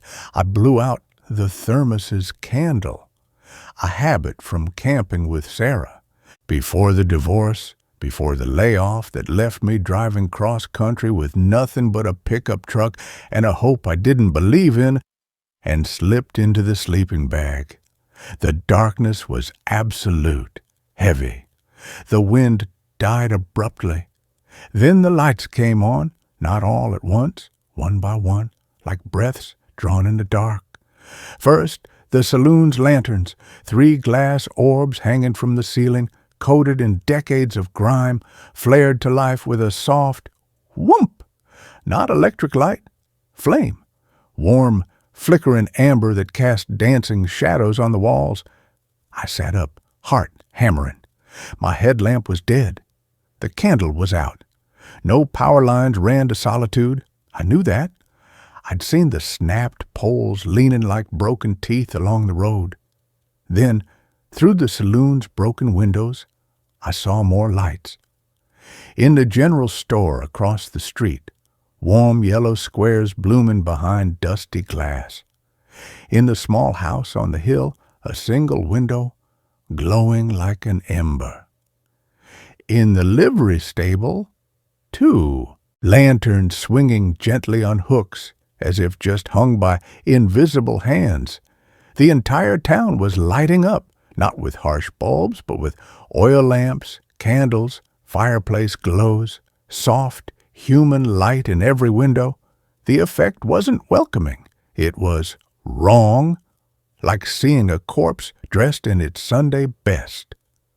I scrambled out of my sleeping bag, boots crunching on broken glass as I stumbled to the saloon's doorway. Cold desert air bit through my jacket. The dust storm had vanished.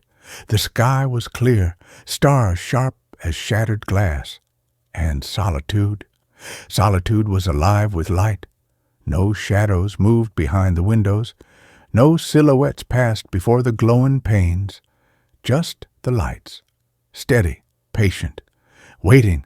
The wind didn't stir the dust on the street. It felt like the world was holding its breath. A sound broke the silence, not from the town, from inside the saloon, behind me.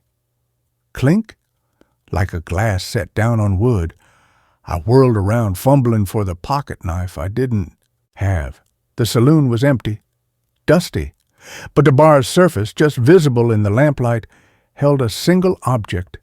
A whiskey glass, half full of amber liquid. Ice cubes glowed in the firelight from the stove. A stove that was now lit, its iron belly radiating heat. Though no wood had been stacked inside it an hour ago. I didn't touch the glass. I backed out of the saloon, my boots scuffing the porch boards.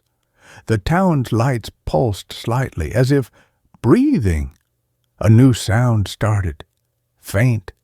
From the general store, music, not a radio, a piano. Slow, melancholic notes drifting on the still air. Claire de Lune, Sarah's favorite. The song she'd played on our first date at that dive bar in Portland. The song she'd played the night she packed her bags. Hello? My voice cracked, swallowed by the vast silence. Is someone there? I just need help with my truck. No answer. Just the piano, the lights, the cold. I walked down the center of the street, past the lit windows. Peering into the general store, shelves stood bare except for a few cans of beans thick with dust. But on the counter, a lantern burned brightly. Next to it sat a ledger book, open. The pages were crisp, clean, no dust. The last entry, written in neat, looping script, read, "Welcome home, Jacob. We saved your table." My name isn't Jacob, it's David. The boarding house window showed a narrow bed neatly made, a quilt smooth and unwrinkled. A single candle burned on the nightstand. No footprints in the dust on the floorboards. No sign anyone had entered. The livery stable held only shadows and straw. But the 2 lanterns cast their light on fresh hay scattered on the floor and hoof prints. Deep, wet prints leading from the stable door out into the street. and stop abruptly 3 feet from the saloon's porch, as if the horse had simply vanished. I stopped in the middle of the street, the piano music swelling behind me. The lights from every window converged on me, warm and golden, painting the dust at my feet. I felt it then, a pull, not physical, deeper, in my chest. A hollow ache I hadn't felt since Sarah closed the door for the last time. The ache of coming home to an empty apartment. The ache of eating takeout alone in the dark. The ache of silence that wasn't peaceful, just waiting. The town's lights didn't just shine, they understood that ache. They whispered without sound, "You don't have to be alone. We remember what it's like. Come inside, warm up, rest." The saloon doors swung open with a soft creak. No wind. They just opened. Warm light and the smell of wood smoke spilled onto the porch. The piano music swelled, a little too loud now, a little too bright. From the doorway a voice called out, not a shout, a murmur, dry as dead leaves skittering on stone, yet warm as the firelight. "Come in out of the cold sun, table's ready." It wasn't Jacob's name he used, it was mine. David. I froze. My blood turned to ice. No one in this dead town knew my name. No one for 50 miles knew I was here. The voice came again, softer, sad. "Sarah sent her love, said you'd be hungry." That broke me. A sob tore from my throat. I hadn't heard her name spoken aloud in months. Not since the lawyer's office. The ache in my chest became a physical pain, a vacuum pulling me toward that warm golden light. I took one step, then another. The street dust puffed around my boots. The piano played on. The lights from every window seemed to brighten, bathing me in their glow. It felt like forgiveness, like belonging. I reached the saloon steps.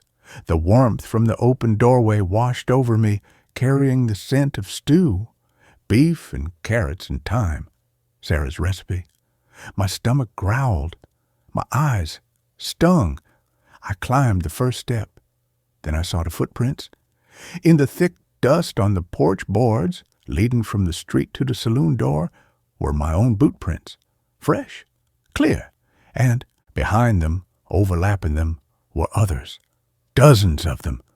Small, bare footprints, children's footprints, leading out of the saloon, toward the street, toward the desert, and stopping, vanishing into thin air 3 feet from the porch, just like the horse's prints. I stumbled back, tripping on the bottom step. The piano music stopped mid-note. The silence that followed was deeper, heavier. The lights in the general store flickered, then went out. The livery stable lanterns dimmed. The house on the hill went dark. Only the saloon's lights remained, blazing fiercely, casting long, grasping shadows across the empty street. From the doorway, the dry voice came again. No warmth now, only hunger. "You saw the children," it rasped. "You always see the children first. They were hungry too, so very hungry for someone to hold them, to say their names." A pause. The shadows on the porch deepened, swirling like smoke. "We saved your table, David. We saved it for a long time." I ran, not toward the highway, toward my dead truck parked beside the saloon. I fumbled for the keys, my hands shaking so badly I dropped them twice. The engine was cold, silent. I turned the key. Nothing, not even a click. The headlights didn't flicker. The radio was dead static.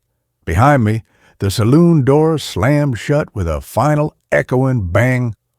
The lights inside blazed brighter, turning the dusty windows into molten gold. The music started again. Not Claire de Lune, a child's music box, tinny, off-key, playing Rockabye Baby, and footsteps from inside the saloon. Slow, deliberate, crossing the floorboards, stopping at the closed doors. I threw myself out of the truck, sprinting down the street toward the town's edge. The highway had to be close, just over the ridge. The music box grew louder, chasing me. The footsteps followed, not behind me, but inside my head. A dry scrape of boots on wood that vibrated in my bones. The remaining lights in the town flared one last time, a desperate golden pulse before winking out. Total darkness swallowed solitude. Only the stars remained, cold and indifferent. I didn't stop running until I collapsed against a boulder on the ridge overlooking the highway. Dawn was a gray smear on the horizon. Below, the ribbon of asphalt glittered with the headlights of an early semi. I waved my arms, screaming until my voice cracked. The truck slowed, pulled over. A grizzled man in a cowboy hat leaned out the window. "You all right, son? You look like you seen a ghost." I tried to explain. Solitude, the lights, the music, the footprints. He just nodded slowly, his eyes avoiding mine, scanning the desert slope behind me. "Yeah," he muttered, spitting brown juice into the dust. "Solitude. Bad business. Town died in 1918. Spanish flu took every man, woman, and child in 3 days flat. Left the lights burning for the ones who came to bury them. But the burying party, they didn't leave either." He paused, wiping his mouth. "Lights still come on every night. Rangers say it's gas leaks. Wildcat methane makes the lanterns flare." He didn't believe it. His hands were white on the steering wheel. "They also say if you see your own name in that ledger book or hear a loved one's voice calling you in, you don't walk away, you run. Because the town's not just remembering, it's hungry." He drove me to the next town, gave me coffee, didn't ask for payment. As he pulled away, he rolled down his window. "Burn your clothes, son. Wash your hair. Don't look back." I didn't. I bought a bus ticket, slept in a cheap motel with all the lights blazing, locked the door, barricaded it with a chair. But the desert dust clung to my boots, to my jacket. And that night, at 2 a.m., the music box started playing in the bathroom sink. I moved cities, changed my name, got a new job, a new apartment with thick curtains I keep drawn tight after sunset. I don't trust silence. I fill my home with noise, TV, podcasts, white noise machines. But sometimes, in the deepest part of the night, when the city hum fades, I hear it. Faint. From the hallway, the dry scrape of boots on wood, and a whisper, dry as dead leaves, seeping under my door. "We saved your table, David." I check the locks every night. But last Tuesday, I found something on my welcome mat. Not dirt, not leaves, dust, thick, gray desert dust. And beside it, a single tarnished whiskey glass, half full, ice cubes still glowing faintly in the dark. Tonight, the power went out at 11:07 p.m. Not just my apartment, the whole block. The emergency lights in the hallway flickered on, casting long dancing shadows. Shadows that didn't match the fire extinguisher or the mail slots. Shadows with too many limbs, too many heads. They reached for my door. The dust under the crack began to shift, swirling into tiny bare footprints. The whisper came, louder now. Not under the door. Inside my head. In Sarah's voice, warm and sad. "The stew's getting cold, David. Come home." I don't fight it anymore. The ache in my chest isn't pain, it's relief. The shadows aren't frightening, they're familiar, like old friends waiting at a table. The dust on my boots feels like home. I unbolt the door. The hallway light is dead. Only the emergency glow remains, painting the footprints leading away from my threshold. They're not just children's prints now, men's boots, women's shoes, all leading down the hall, toward the stairwell, toward the street, toward the desert. I step out, close my apartment door softly behind me. The dust on the stairs puffs up around my feet, smelling of sagebrush and old smoke. The music box plays from the stairwell below. Rockabye Baby, off-key, sweet. The front door of the apartment building stands open. No one lives on this floor at night. The street is empty, silent. But down the road, on the edge of town, where the city, lights fade and the desert begins. A cluster of warm, golden lights blooms in the darkness. Not street lights, lanterns, oil lamps. Fireplace glows in dusty windows. Solitude is waiting. I walk toward it. My truck is already parked beside the saloon, engine cold, but hood warm to touch. The dust on the seat is undisturbed. The keys hang from the ignition. Inside the saloon, the stove crackles. The whiskey glass sits on the bar, freshly filled. The piano plays Clair de Lune. And at a small table near the window, two figures wait. Sarah and a little girl with her eyes wearing a yellow sundress. They smile, not the rictus grins of the dead, warm, real, welcoming. Sarah pushes back the chair opposite her. Her voice is the desert wind, the crackle of the fire, the sigh of the saloon doors. "We saved your table, David. We've been waiting so long." I sit down. The chair is warm. The stew steams in a chipped bowl. The music swells. The lantern light glows on Sarah's face. No shadows under her eyes, no sadness in her smile. The ache in my chest dissolves, replaced by a deep, quiet warmth, like coming home after a lifetime of storms. Outside, the town's other lights blink out one by one. Only the saloon remains lit, a beacon in the vast desert dark. The music box finishes its song. The piano falls silent. The only sounds are the crackling fire, the clink of Sarah's spoon against her bowl, and the soft, contented sigh of the little girl as she leans her head against my arm. I don't look at the dust on the floorboards. I don't count the footprints leading away from the table. I don't wonder about the next lost soul who'll see these lights on a lonely highway. I just eat the stew. Hold Sarah's hand. Let the little girl's sleepy breath warm my shoulder. The town isn't haunted. It's filled. Filled with the things the world throws away, lost keys, broken hearts, the ache of empty chairs. It collects them, keeps them warm, gives them a table, a name, a place to belong. The lanterns burn all night. The stove never cools.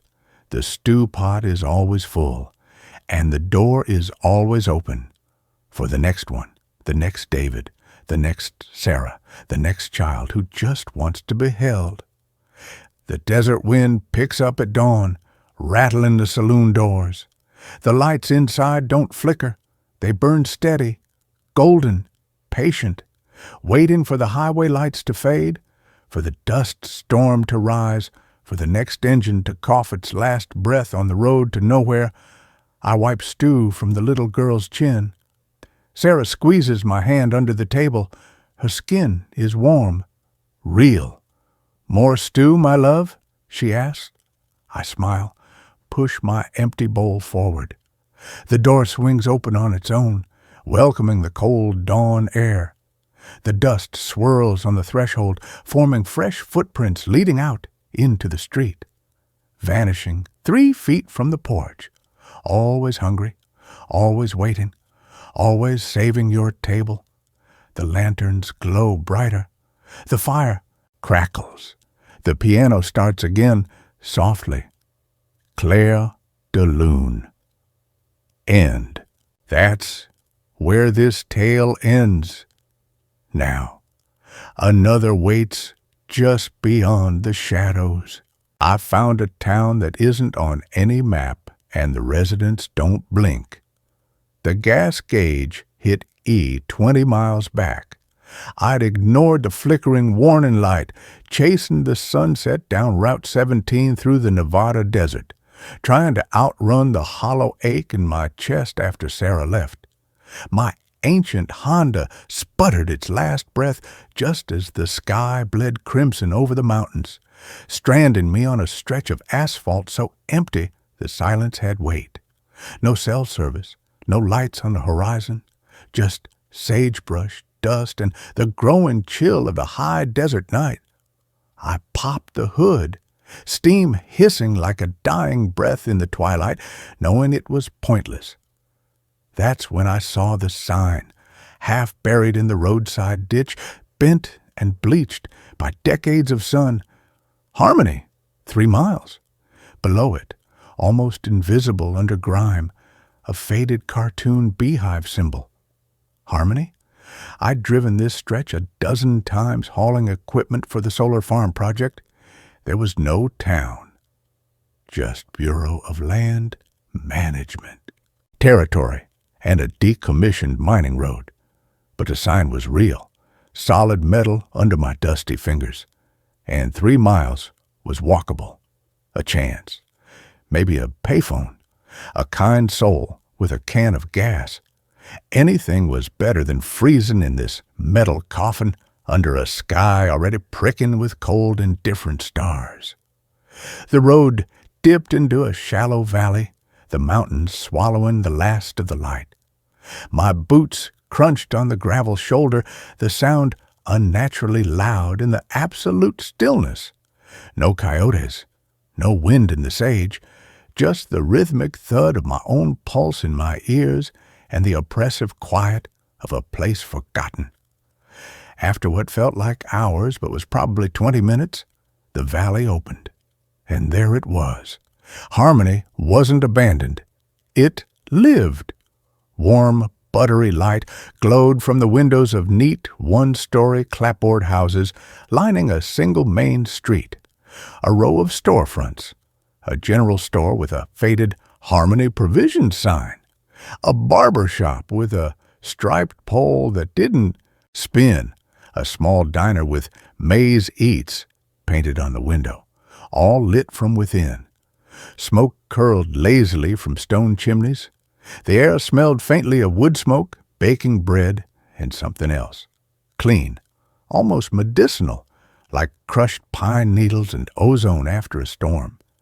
It felt like stepping into a 1950s postcard. Perfectly preserved. Too perfectly. The houses were identical, painted in cheerful pastels. Butter yellow, robin's egg blue, mint green. But the paint was fresh, unweathered. No peeling, no dust on the window panes. The street itself was paved with smooth, dark asphalt that looked newly laid, reflecting the glow of old-fashioned wrought iron streetlights that hadn't been installed anywhere in Nevada since Eisenhower was president. No cars, just a single vintage pickup truck, a rounded 1950s Ford, parked neatly in front of the general store. It looked showroom clean. Relief washed over me so intense it made my knees weak. I walked down the center of the empty street, my boots echoing off the silent buildings. "Hello?" I called out, my voice sounding thin and alien in the stillness. "My car broke down out on the highway. I need help. Gas, maybe?" A door opened on the porch of the blue house nearest the street. A woman stepped out. She was in her 60s, dressed in a simple floral dress and a knitted cardigan, despite the chill. Her silver hair was pulled back in a neat bun. She smiled warmly. "Well now, stranger, you look lost." Her voice was soft, melodic, like wind chimes. "Yeah," I said, forcing a smile, walking towards her. "Totally. Car died about 3 miles back on Route 17. I saw the sign for Harmony." I trailed off, suddenly unsure. Did I imagine it? Was this even on the map? My phone was dead, but I knew this valley was empty. I didn't think there was anything out here. Her smile didn't waver. It didn't deepen. It didn't flicker. It was fixed, like a painting. "Oh, Harmony's always been here," she said gently, "just off the beaten path. You must be thirsty. Come inside. My name's Eleanor." She held the door open. The warm light from the house spilled out, carrying that clean pine ozone scent, stronger now. It was inviting. Too inviting. A primal part of my brain, the part that survived Sarah walking out, screamed, "Trap!" But the rational part, the exhausted, stranded part, overruled it. Warmth, water, a phone. Inside was immaculate. Spotless hardwood floors. Doilies on every surface. Framed cross-stitch samplers on the walls. Home is where the heart is. Bless this happy home. A small, efficient wood stove glowed in the corner. No television, no computer, just a radio on a side table playing soft, staticky big band music, Glenn Miller's Moonlight Serenade. It felt frozen in time, comforting, yet deeply unsettling. Eleanor poured me a glass of water from a ceramic pitcher. It tasted faintly metallic, but cold and clean. "You're lucky you found us," she said, sitting across from me at the small kitchen table. Her hands were folded neatly in her lap.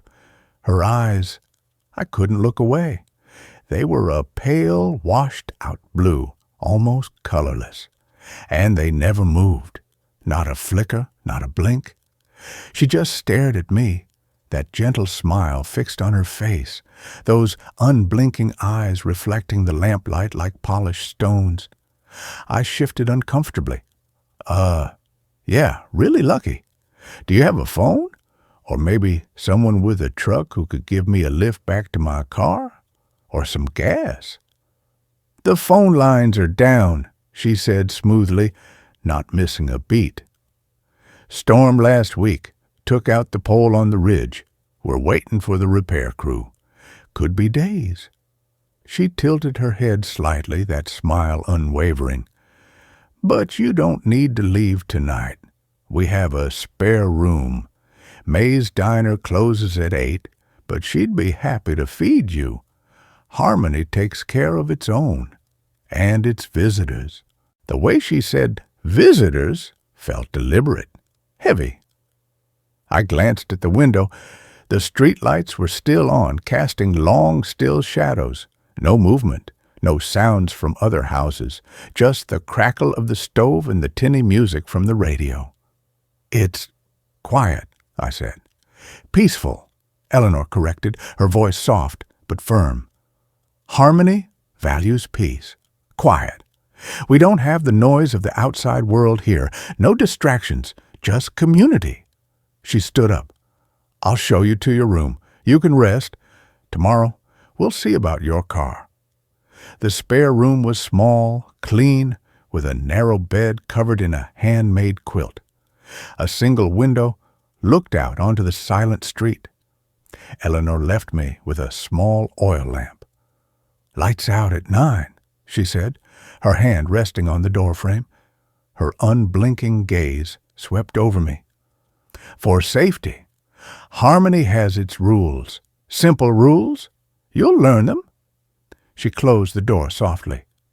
I didn't hear a lock click, but the handle didn't turn when I tried it. I was locked in. Panic fluttered in my chest. I paced the small room, pressing my ear to the door. Silence. Then, faintly, footsteps on the porch. Slow, deliberate, multiple pairs. They stopped outside my door. I held my breath. Nothing happened. The footsteps moved away, fading down the hall. I waited till the house seemed utterly still, then carefully lifted the window. It slid up silently. The cool night air rushed in, carrying that same clean pine ozone smell, but underneath it now, a hint of something dry and dusty, like old paper left in an attic. I climbed out, dropping silently onto the soft earth below. The street was deserted, lit by the antique streetlights that looked like a movie set. Perfectly tidy lawns, no weeds, no fallen leaves, no trash. I crept toward the diner, May's Eats. The windows were dark, but I could see the outline of tables and chairs inside. I tried the door, locked. I moved to the general store, same thing. The vintage pickup truck sat under the streetlight, gleaming. I peered inside. The seats were spotless vinyl. No keys, no glove compartment, just an empty dashboard. Then I saw the map. Taped to the passenger window, a hand-drawn map of the valley sketched on thick yellowed paper. It showed the highway, the turnoff I'd taken, marked with a crude X, and Harmony, nestled in the valley. But beyond Harmony, the mountains were labeled with strange looping symbols that looked like tangled thread, and in the margin, written in the same careful hand, "The listeners dwell in the rocks. They hunger for noise. Harmony is quiet. Harmony is safe." Below it, a single, stark warning, "Do not blink first." My blood ran cold. I stepped back, bumping into something solid. I whirled around. Eleanor stood there, not 10 feet away, silent. She hadn't made a sound, approaching. Her pale blue eyes fixed on me, unblinking, reflecting the streetlight like shards of ice. Her smile was gone. Her face was utterly blank, expressionless. "Visitors don't wander at night," she said, her voice devoid of its earlier warmth, flat, cold.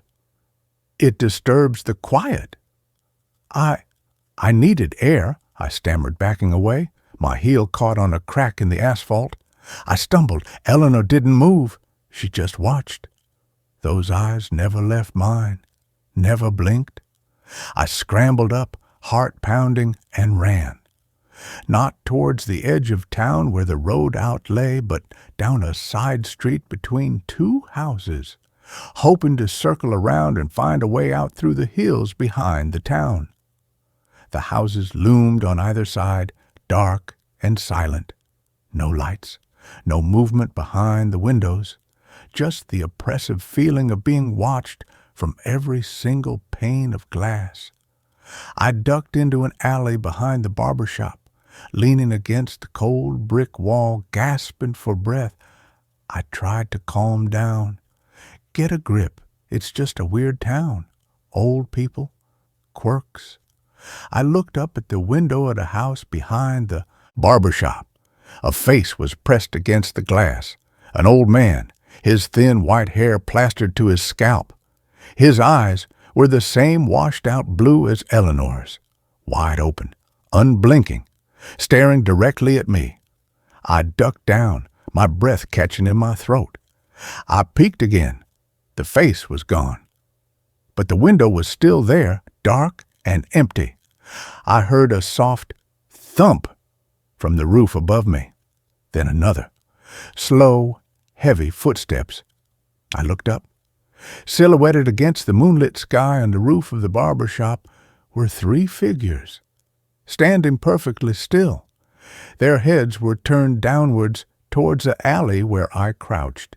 Their eyes were dark pits in the moonlight, but I knew. They weren't blinking. They were waiting, watching me watch them. I bolted. I burst out of the alley onto the main street, sprinting toward the town's edge where the asphalt ended and the desert scrub began. My lungs burned. I didn't look back. I just ran.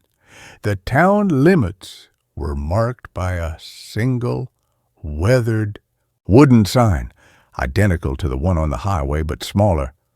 Harmony, population 137, founded 1888. Peace be here. I stumbled past it, relief flooding me as my feet hit the loose gravel of the old mining road that led back towards Route 17. I ran for half a mile, the town's lights fading behind me, the clean scent replaced by dry desert dust. I stopped, doubled over, hands on my knees, gasping. Safe. I turned to look back one last time. Harmony was gone. Where the warm lights had glowed, where the neat houses stood, there was only undisturbed desert scrub under the moon. The valley was empty, silent. The mining road stretched straight ahead, but behind me, where the town sign had been, there was only sagebrush. I spun around, frantic. The sign was gone, too. I ran back the way I'd come, my boots kicking up dust. Nothing. No streetlights, no rooftops, no Eleanor's blue house. Just the vast, indifferent desert under the stars. I stood in the empty darkness, trembling, the metallic taste of Eleanor's water still on my tongue, the echo of Glenn Miller's music faint in my memory. Had I hallucinated it? Exhaustion? Dehydration? The stress of Sarah leaving finally cracking me? Then I saw it. On the ground near where the sign should have been, a small, smooth stone, perfectly round, gray. I picked it up. It was warm, and etched into its surface in tiny, precise lines was the same looping symbol I'd seen on the map. The symbol labeled "The Listeners." I dropped the stone like it was hot coal. I ran, not stopping, until I reached the skeletal remains of my Honda on Route 17, the rising sun painting the desert in pale gold. A trucker stopped an hour later, giving me a lift to the next gas station. I babbled about getting lost, my car breaking down. They didn't question the dust caked on my clothes, the wild look in my eyes. They just gave me coffee and let me call a tow truck. Back in Reno, safe in a cheap motel room with the lights blazing, I tried to forget. I Googled Harmony, Nevada. Nothing. Not on any map. Not in any historical archive.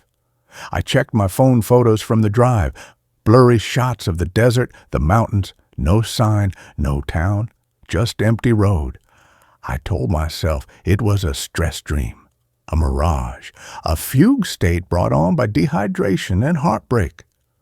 But I can't sleep with the lights off, not since that night, because in the darkness, when the motel room is silent, I hear it. Faint, almost beneath the hum of the AC unit, a dry, papery rustling, like stone sliding over stone, and underneath it, a whisper so soft it might be the blood in my own ears. Quiet, be quiet. And the worst part? I catch myself staring at my own reflection in the dark motel window. My eyes feel dry, gritty, heavy, and I realize, with a jolt of pure ice in my veins, that I haven't blinked in over a minute.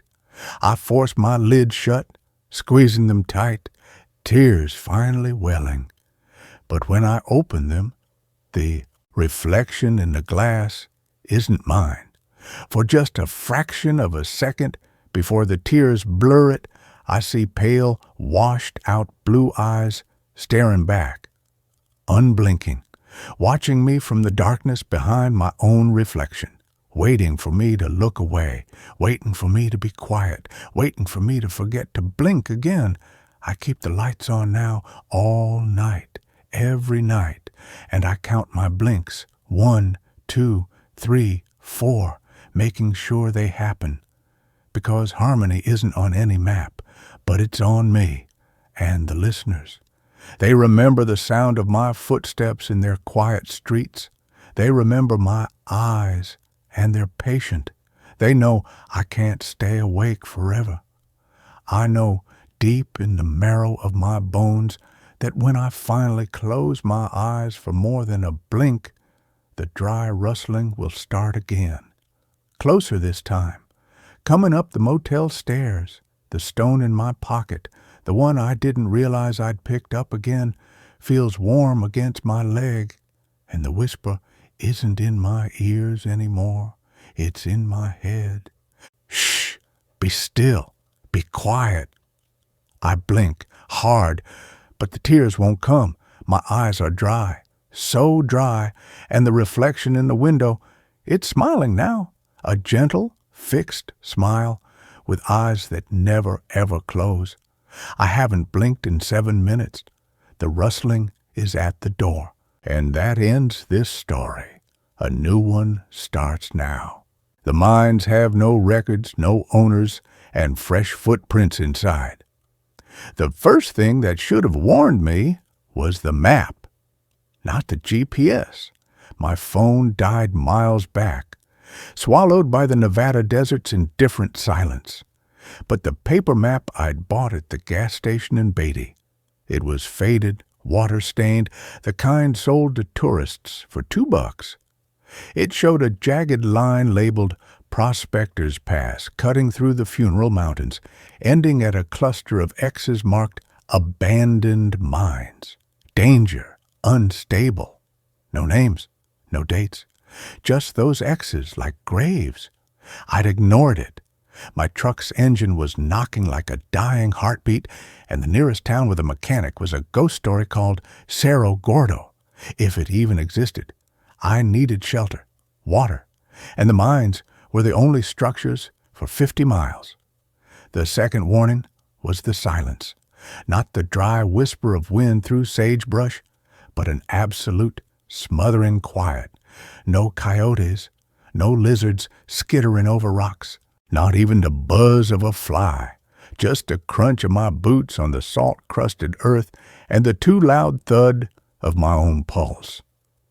The air smelled wrong, damp stone and something metallic, like old pennies left in a rain gutter.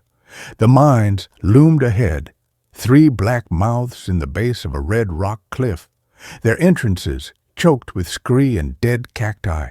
No signs, no trespassing notices, no rusted mining equipment, just the holes, dark, waiting.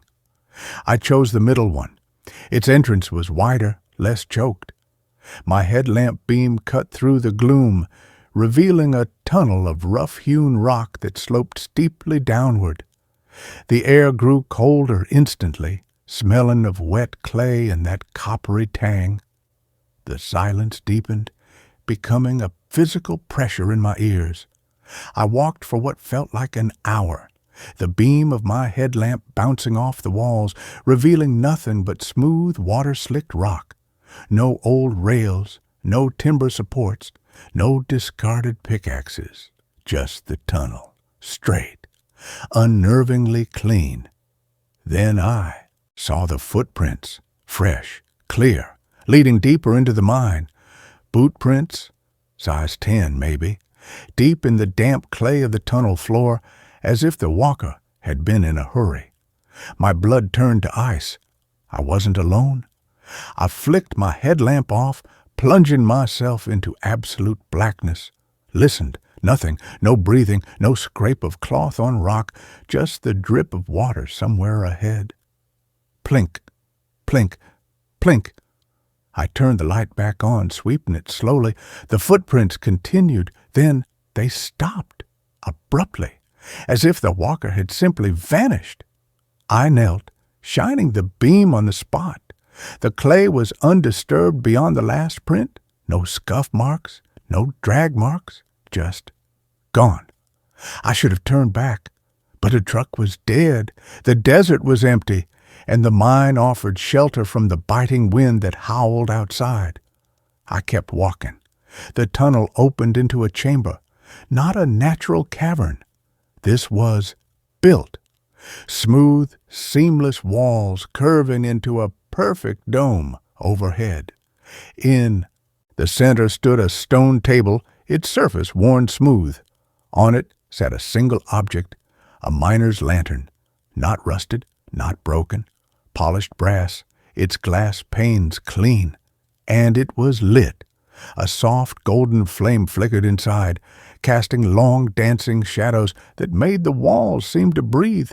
No footprints led to the table, no tracks, just the lantern, burning steadily in the silent dark. I approached slowly, my boots crunching on the fine gravel floor. The air hummed with a low vibration like the buzz of a live wire. The coppery smell was stronger here, mixed with something sweet and cloying, like overripe plums left in a damp cellar. I reached out to touch the lantern. The metal was warm, not hot, body warm. As my fingers brushed the brass, the flame flared, not with heat, but with light, a deep, sourceless amber that filled the chamber, revealing carvings on the walls I hadn't seen before. Not symbols, faces, hundreds of them, mined into the stone, men, women, children, all with eyes squeezed shut tight, all with mouths stretched into rictus grins, and beneath each face a single word, carved in careful script. Welcome. I stumbled back, my breath catching. The light dimmed, returning to the lantern's gentle glow. The chamber was silent. The faces were just stone again. Then a sound, not from the tunnel behind me, from the far wall of the chamber, a soft thump, like a sack of grain dropped lightly on stone. Then another thump, thump, thump. Deliberate, rhythmic. I spun, headlamp beams slicing the darkness. The far wall was solid rock, no opening. But the thumping continued, louder now, closer, as if whatever was making it was moving through the stone. Thump, thump, thump. The vibration shook the gravel under my boots. The lantern's flame guttered wildly. The sweet rot smell surged, thick enough to choke on. I backed toward the tunnel entrance, my heart hammering against my ribs. That's when I saw the other footprints, not leading into the chamber, leading out, fresh, clear. Boot prints, size 10, heading back the way I'd come, and beside them, smaller prints, bare feet, child-sized, leading deeper into the mine, toward the wall where the thumping grew louder. I ran, not back the way I came, not toward the desert, deeper into the mine, away from the chamber. The tunnel branched. I took the left fork, my headlamp beam bouncing wildly off the walls. The air grew colder. The coppery smell intensified. The thumping followed me, not from behind, but from the walls themselves. A deep, wet heartbeat that vibrated in my bones. I burst into another chamber, smaller, circular. The walls were lined with shelves, not rock shelves, wooden. And on every shelf, arranged with meticulous care, were objects. A child's red mitten, a rusted pocket knife, a faded photograph of a woman in a sun hat, a porcelain doll with one eye missing, a wedding ring, a single smooth river stone, all clean, all warm to the touch when I dared to brush my fingers over them, all radiating that same cloying sweetness. And on the floor, leading to the center of the room, were more footprints, dozens of them, boot prints, bare feet, children's shoes, all converging on a single spot.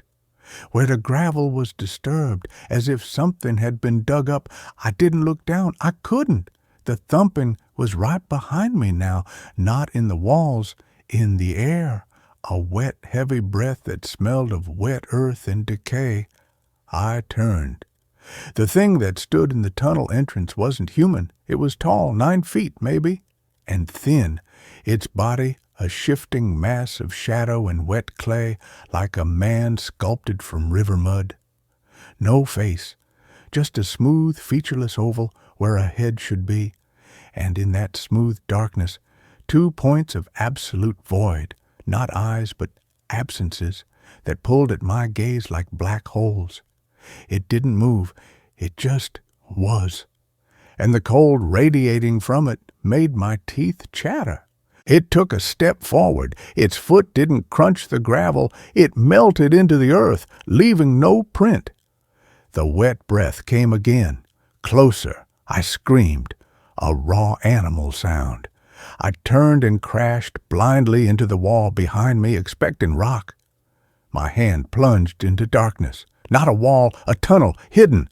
I fell through, scrambling forward on hands and knees, the thumping and the wet breath close behind. The tunnel was narrow, tight. I crawled until my fingers found open air.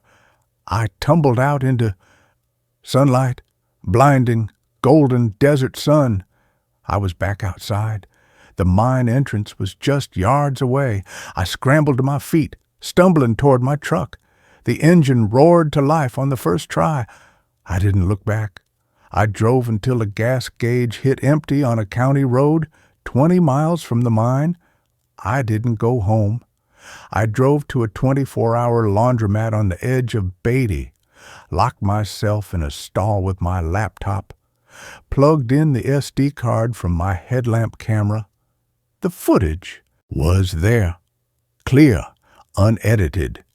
Me walking into the mine, the footprints, the chamber with the lantern, the stone faces, the second chamber with the shelves of objects, the thing in the tunnel, and then the hidden tunnel. But the footage didn't stop when I fell out into the desert. It kept rolling. In the hidden tunnel, crawling away from the thing, the camera caught something I hadn't seen. On the tunnel walls, carved into the rock, not faces, names, hundreds of them, scratched deep into the stone. J. Henderson, 1882. M. Larson, 1910. T. Shaw, 1952. D. Miller, 2019. And at the very end, fresh scratches, the rock still damp. Leo Vance, 2026. My name, my real name, not the one I'd given the gas station clerk, the name only my mother knew. I tore the SD card from the laptop and snapped it in half. Threw the pieces into the laundromat's trash. Drove home in the gray dawn light. I didn't sleep. I packed a bag. I was leaving town forever. That night, my apartment was too quiet. I played loud music, watched TV with the volume maxed, but beneath the noise, I heard it. The thumping, deep, wet, rhythmic, coming from inside the walls, from under the floorboards. Thump, thump, thump. I turned off the TV, stood in the dark living room, listened. The door to my apartment swung open, not from the hallway, from the inside. The lock clicked, the knob turned. Slowly, cold desert air rushed in, carrying the scent of wet clay and overripe plums. On the threshold, leading from the hallway into my living room, were footprints. Fresh, clear boot prints, size 10. And beside them, small, bare footprints. I didn't run. I walked toward them, my boots silent on the carpet. The thumping filled the room, vibrating in my chest. The coppery smell was overwhelming. In the center of the living room, the floorboards parted, not cracked. Opened, like a flower revealing a tunnel, steep, dark. The walls were lined with shelves, on them familiar objects, my childhood baseball glove, a photo of Sarah on our wedding day, the river stone I'd kept on my desk, all warm, all waiting. From the tunnel, a dry, papery voice whispered, not in my ears, but in my bones. Welcome home, Leo. I stepped into the tunnel. The floorboards closed above me. The thumping became a heartbeat. My heartbeat. The mines have no records, no owners, but they remember every name, every footprint, every lonely soul who walks into their dark. They don't kill you. They keep you. They fill the hollow places with roots and stone and deep, wordless peace. I don't live in the apartment anymore. My landlord found the door unlocked this morning. Empty. No note. Just a fine layer of damp clay on the floorboards and the smell of wet earth lingering in the air. But I'm not gone. I'm here, in the quiet dark, in the warm stone, on the shelves with the others, waiting. This morning, a geologist will find my truck abandoned at the mine entrance. He'll hike in drawn by curiosity. He'll see the footprints. He'll see the lantern burning in the chamber. He'll see the names on the wall, and when he sees his own name, freshly carved in the stone, he'll understand. The hunger isn't for flesh, it's for the noise inside us, the fear, the loneliness, the human ache to be seen. The minds don't kill, they quiet. They fill the hollow places with stone and silence and deep, wordless peace. He'll smile just a little at first, then wider, wider, until the clay seals his lips, until the stone closes his eyes, until the last human thought dissolves. He'll take his place on the shelf, beside my glove, beside Sarah's photo, beside the river stone. The minds have no records, no owners, but they remember every name, every footprint, every lost soul who walks into their dark, and they're always hungry for one more to stand in the warm dark, one more to smile with stone-filled mouths, one more to whisper, "Welcome home." I close my eyes, not with lids, with stone. The silence isn't empty, it's home, and the watching never ends. It only deepens, it only loves, it only waits for the next lost soul to step off the desert path into the warm, quiet dark. The footprints are already glowing on the trail. Can't you feel them? Can't you smell the wet clay? Can't you hear the silence calling your name? Don't be afraid of the minds. Be afraid of the loneliness that walks with you. The thing in the dark doesn't want to take your life. It wants to end your loneliness forever. It's patient. It knows you'll come. Everyone comes home eventually. Just listen for the thump in the quiet.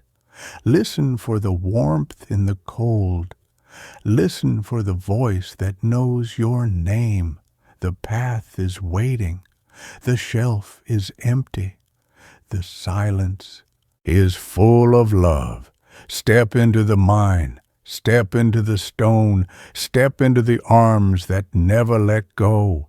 The clay is warm. The silence is singing. Welcome home.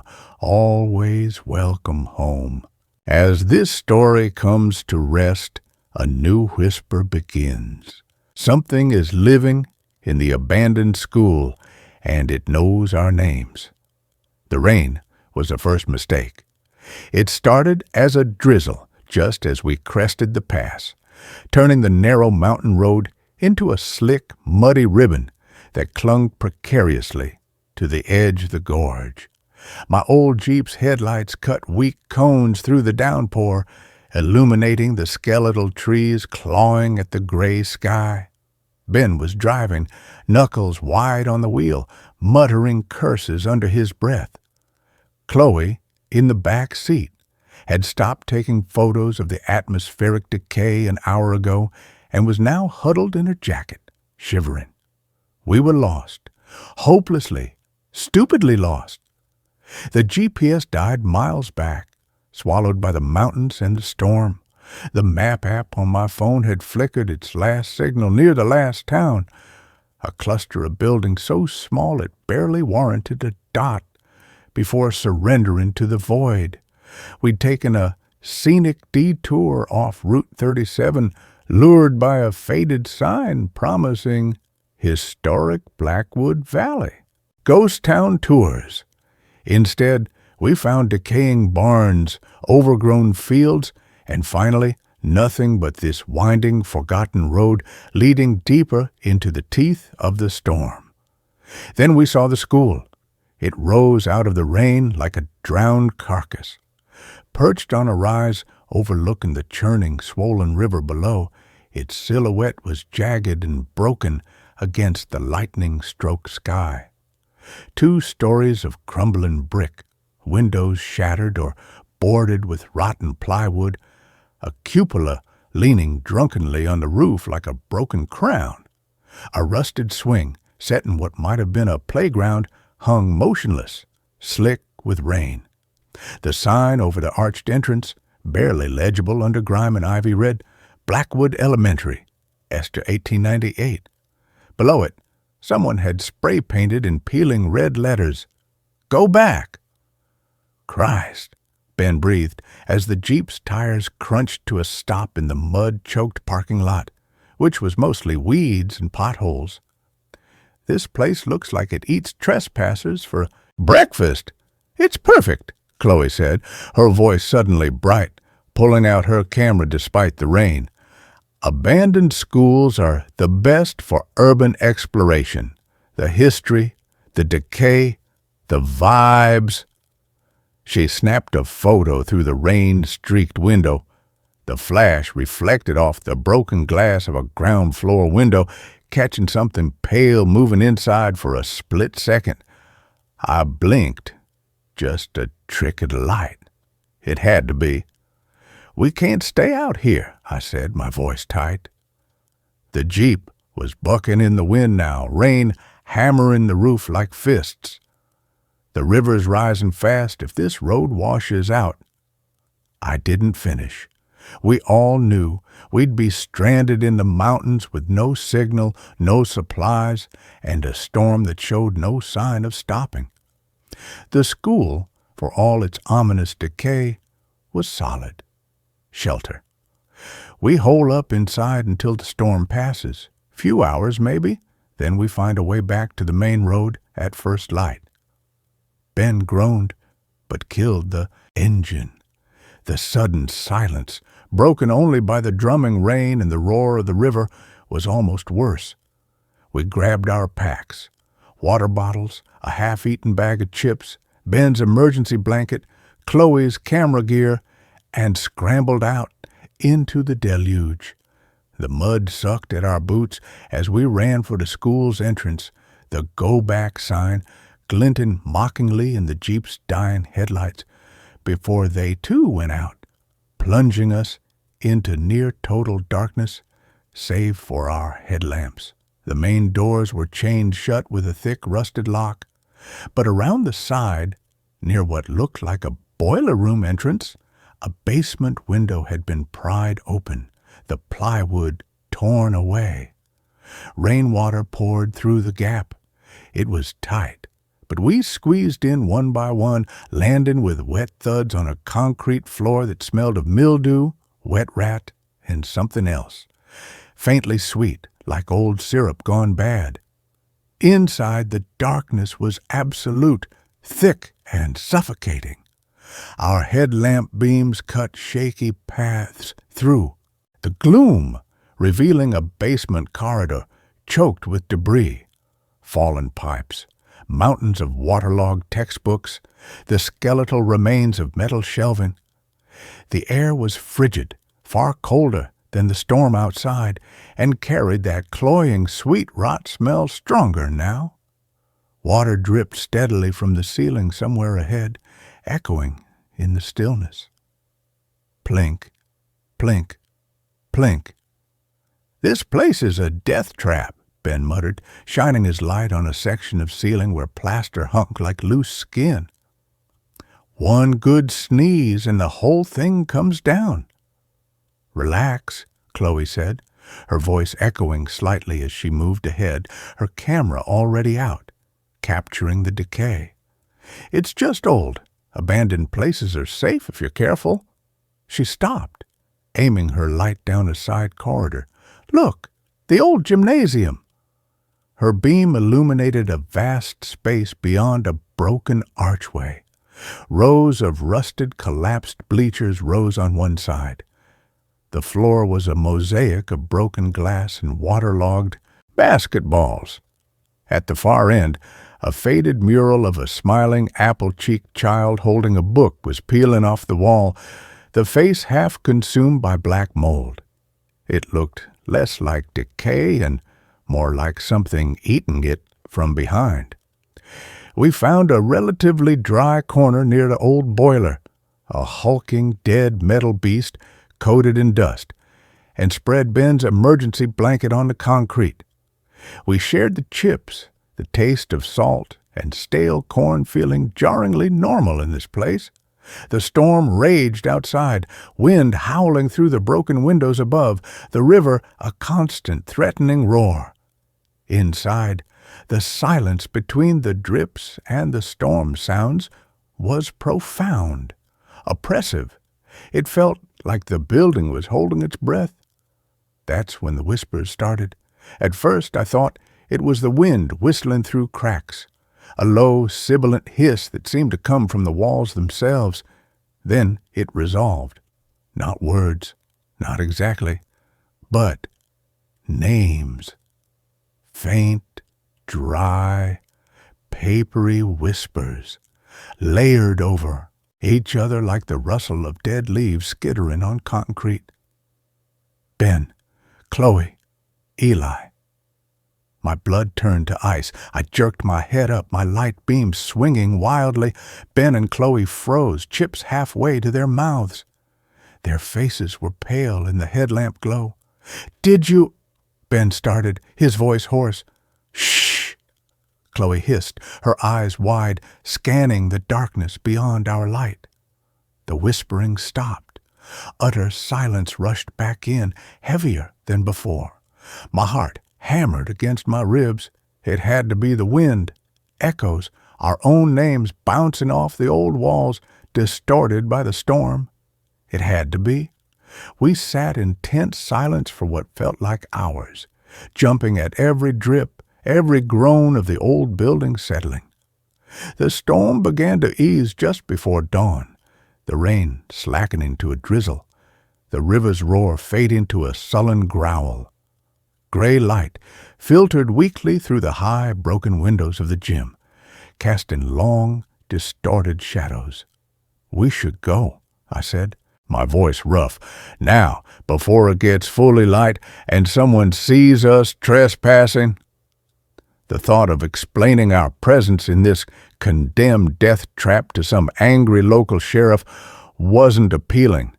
Chloe, however, was already on her feet, her camera raised. "Wait, just one more look upstairs.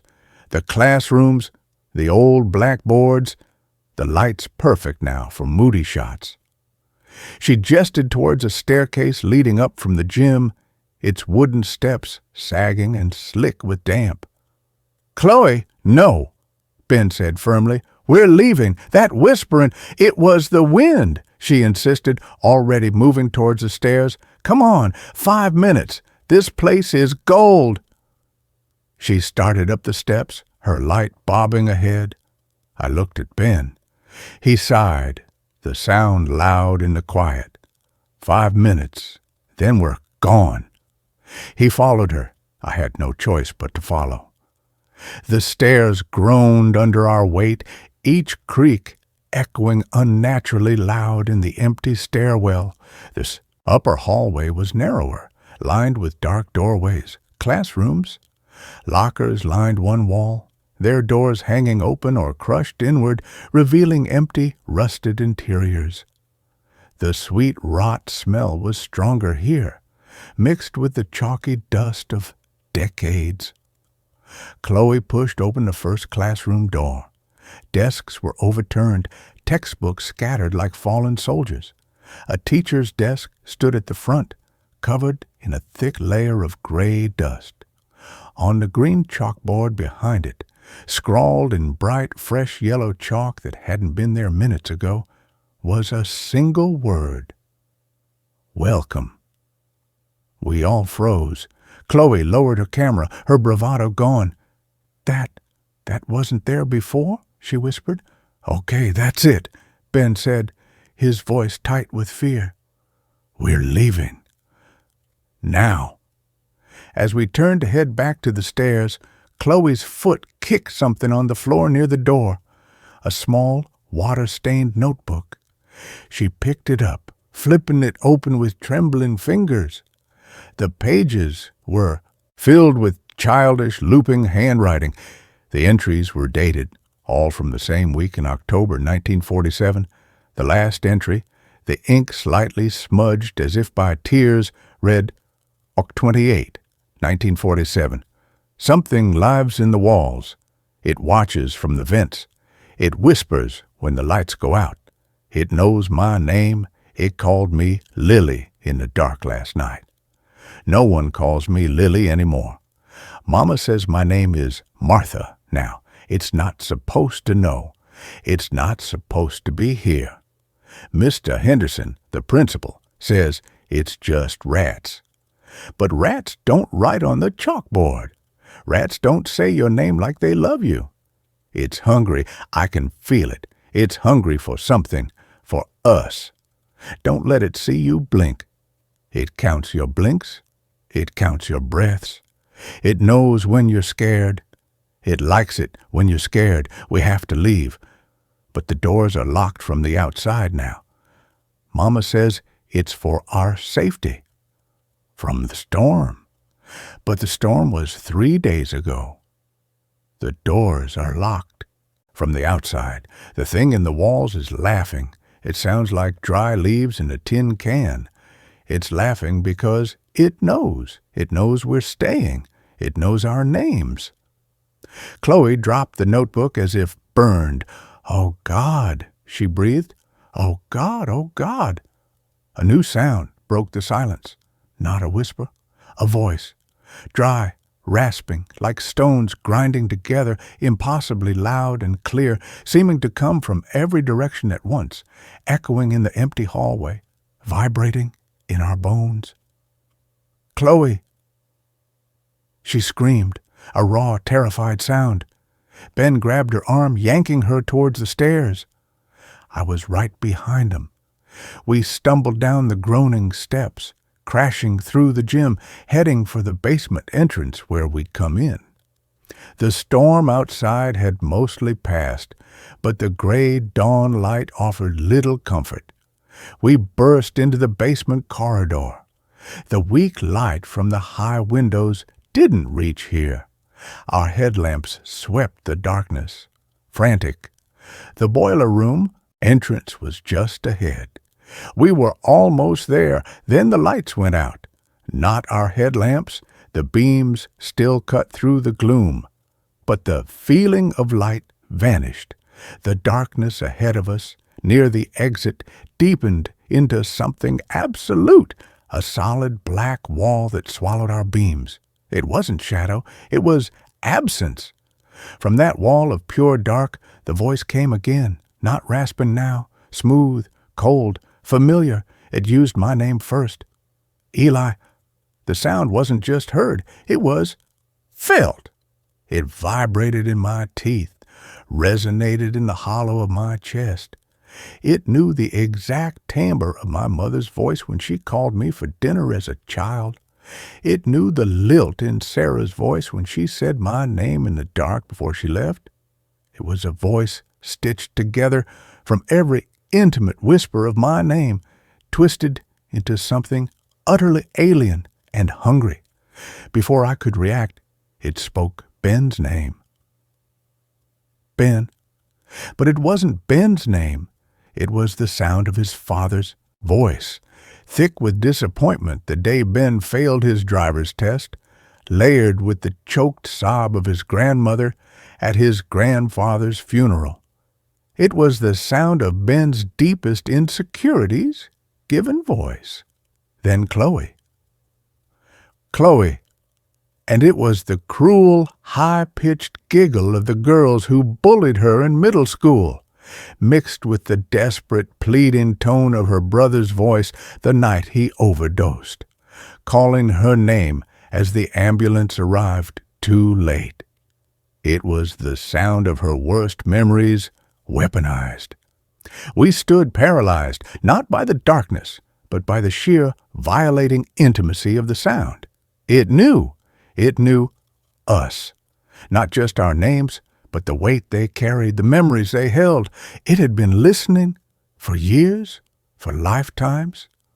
Don't listen, Ben choked out, his voice breaking. Don't let it in. He grabbed Chloe's hand and mine, yanking us forward into the wall of darkness. Our headlamp beams vanished, snuffed out like candles. We stumbled blindly, hands outstretched, hitting cold, wet brick, the basement window. We scrabbled at the frame, slick with rain and mud. Ben boosted Chloe up first. She scrambled through, sobbing. I went next, Ben pushing from below. I tumbled out into the muddy dawn, gasping, pulling Chloe away from the building. Ben followed, landing hard in the mud beside us. We didn't stop running until we reached the Jeep, miraculously still there, sunk deep in mud, but intact. We threw ourselves inside, Ben fumbling the keys, the engine roaring to life on the first try. He spun the tires, mud flying, and we fishtailed back down the mountain road, the school shrinking in the rearview mirror. We didn't speak for miles. The only sounds were the Jeep's engine, our ragged breathing, and the oppressive silence of the mountains. We finally found a gas station just off Route 37, its neon sign a beacon of blessed normalcy. We bought coffee, sandwiches that tasted like cardboard, and charged our dead phones. The storm was gone. Sunlight glinted off the wet pavement. Life returned. We laughed then, shaky, hysterical laughter. "Can you believe that?" Ben said, running a hand through his muddy hair. The whispers, the notebook, that voice, man, that was some next-level creepy, like Hollywood creepy. Chloe nodded, forcing a smile, but her eyes were red-rimmed, haunted. It knew things. "It was the storm," I said, the lie tasting bitter. "Wind playing tricks, old buildings settling, our imaginations running wild in the dark." I had to believe it. I needed to believe it. We drove back to the city. Days passed, weeks. The memory of Blackwood Elementary began to fade, softening at the edges like a bad dream. We joked about it sometimes. Remember the name whisperer? But the jokes felt hollow, forced. Then, 3 weeks after we got back, I was alone in my apartment washing dishes. The water ran in the sink. Outside, the city hummed, its usual symphony of traffic and distant sirens. Normal, safe. Then, cutting through the mundane sounds clear as a bell, came that dry, rasping voice. Not from the walls, not from outside. It came from inside my own head, smooth, cold, intimate, using the exact inflection Sarah used when she whispered my name the first time she kissed me. Eli. The coffee mug slipped from my soapy hand, shattering on the tile floor. I didn't move. I just stood there, water running over my hands, staring at the steam rising from the sink. The voice didn't speak again. It didn't need to. It had made its point. It wasn't in the school. The school was just its doorway, its hunting ground, but it had followed us out.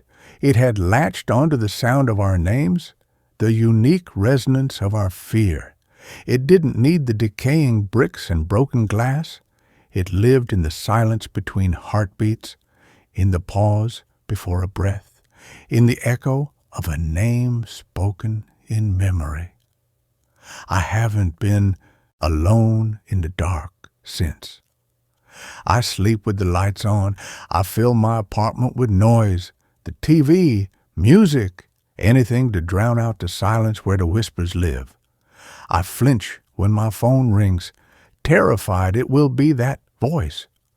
I avoid looking at old photographs of myself, afraid to see if my reflection blinks less often now. Ben moved away last month. Said he got a job offer out of state. His texts are brief, distant. Last week, he sent a single message. "Do you ever hear it in the quiet? It calls my name when the lights go out in the bathroom. It sounds like my dad. I can't sleep." I didn't reply. What could I say? Chloe stopped posting on social media. Her last photo was a blurry shot of a streetlight at night, captioned, "The quiet is loud tonight." She hasn't answered my calls. It's not just a memory, It's a tenant. It's living in the abandoned spaces inside us now. And it knows our names.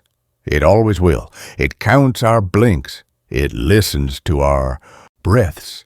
And it's waiting.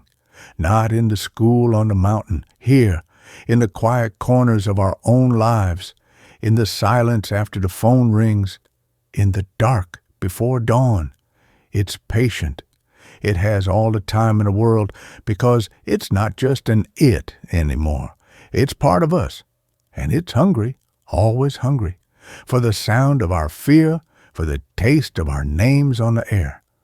I hear it now as I write this, not a whisper, a breath, right behind me, soft, familiar, waiting for me to turn around, waiting for me to say my own name out loud.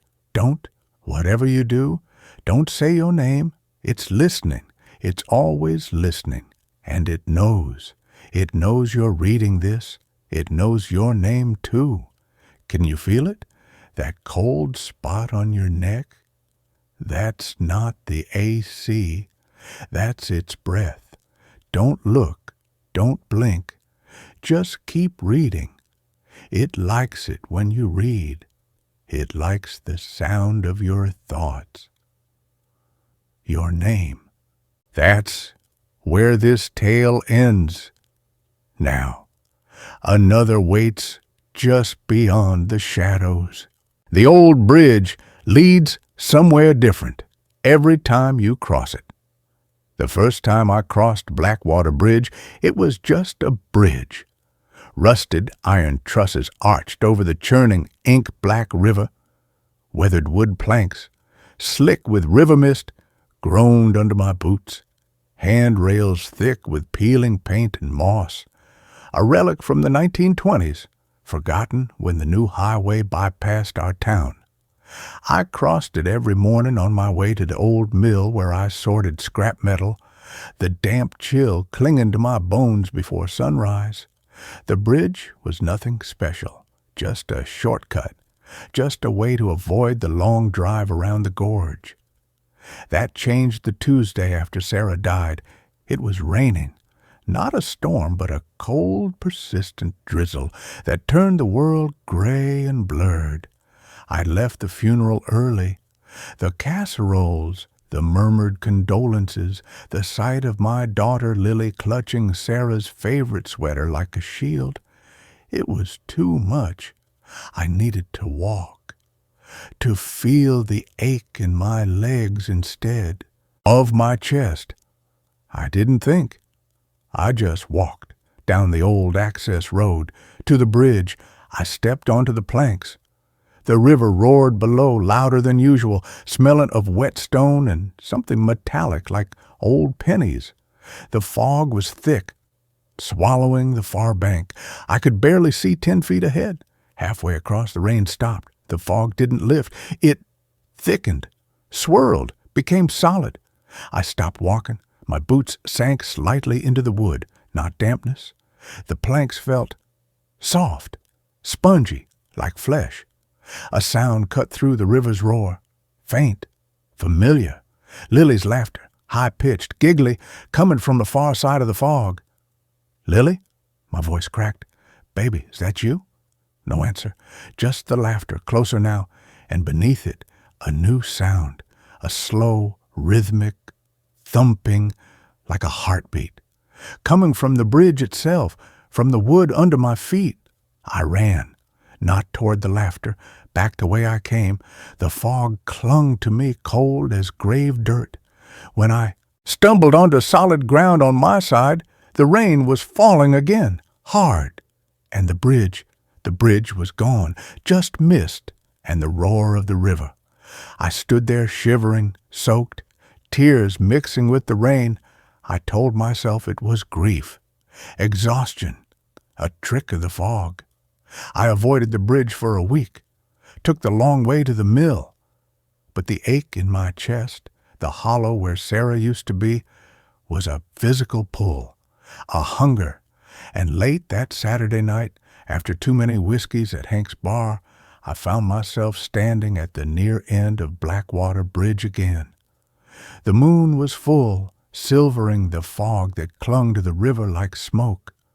The bridge was there, solid, real.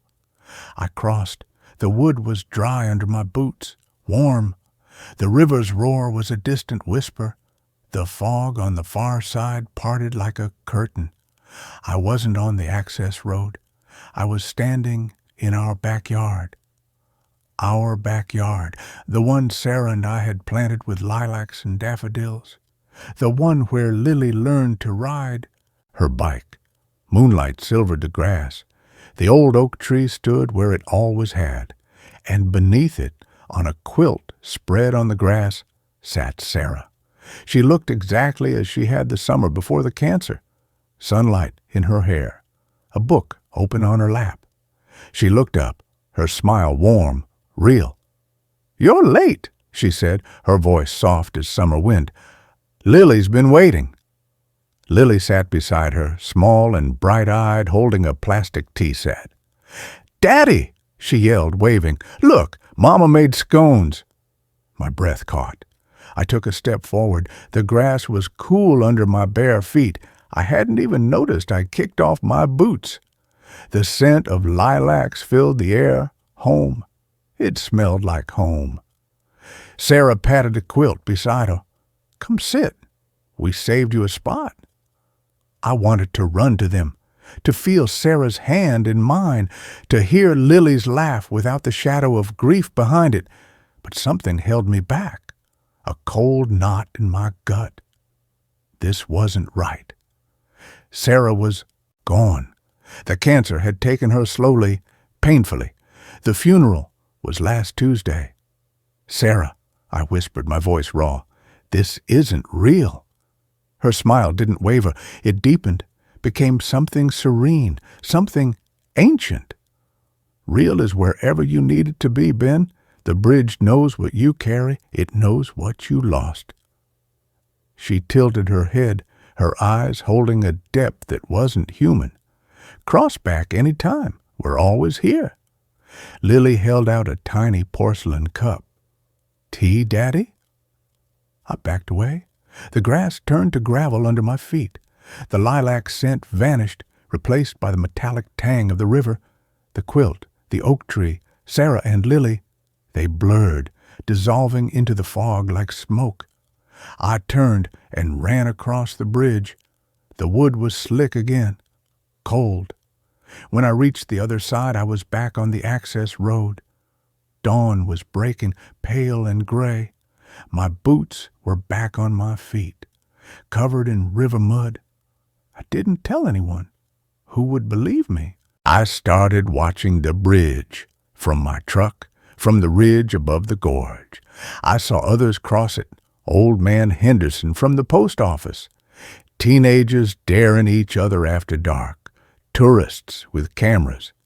They'd step onto the planks, vanish into the fog, and reappear minutes later on the other side, laughing, shaking their heads like they'd just woken from a dream. None of them looked back. None of them seemed changed, except for Mrs. Gable, the librarian. She crossed it one Tuesday afternoon, her arms full of books. She didn't come back. Not that day. Not ever. The sheriff searched the river, found nothing. Just her glasses floating near the bank, one lens cracked. I should have stayed away. But the ache was a physical thing, a hollow space behind my ribs that echoed with Sarah's absence. Lily was staying with her grandparents. The silence in our house was a living thing, pressing in on me, whispering of empty rooms and cold sheets. One rainy Thursday, I stood at the near end of the bridge again. The fog was thick. The river roared. I crossed. This time, the wood felt alive under my palms, pulsing like veins. The fog swallowed me whole. When it cleared, I wasn't in a backyard. I was in a hospital room, not a modern one, old, 1950s tiles on the floor. A single bed with stiff white sheets. In the bed lay Sarah, but not the Sarah I knew. Younger, maybe 20. Her face was pale, drawn, tubes snaked from her arms, machines beeped steadily on a table beside her. She turned her head slowly. Her eyes were wide with fear. "Ben," she whispered, "is it time?" I froze. This was before we met, before Lily, before us.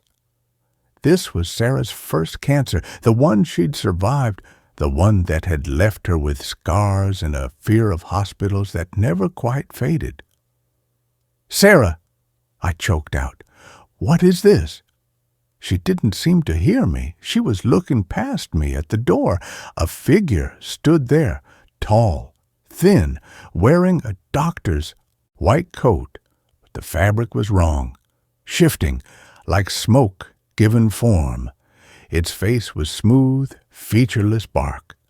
Where eyes should have been were 2 points of absolute darkness. In its hand it held a syringe filled with thick black liquid that seemed to absorb the light. "The quiet comes now," it whispered.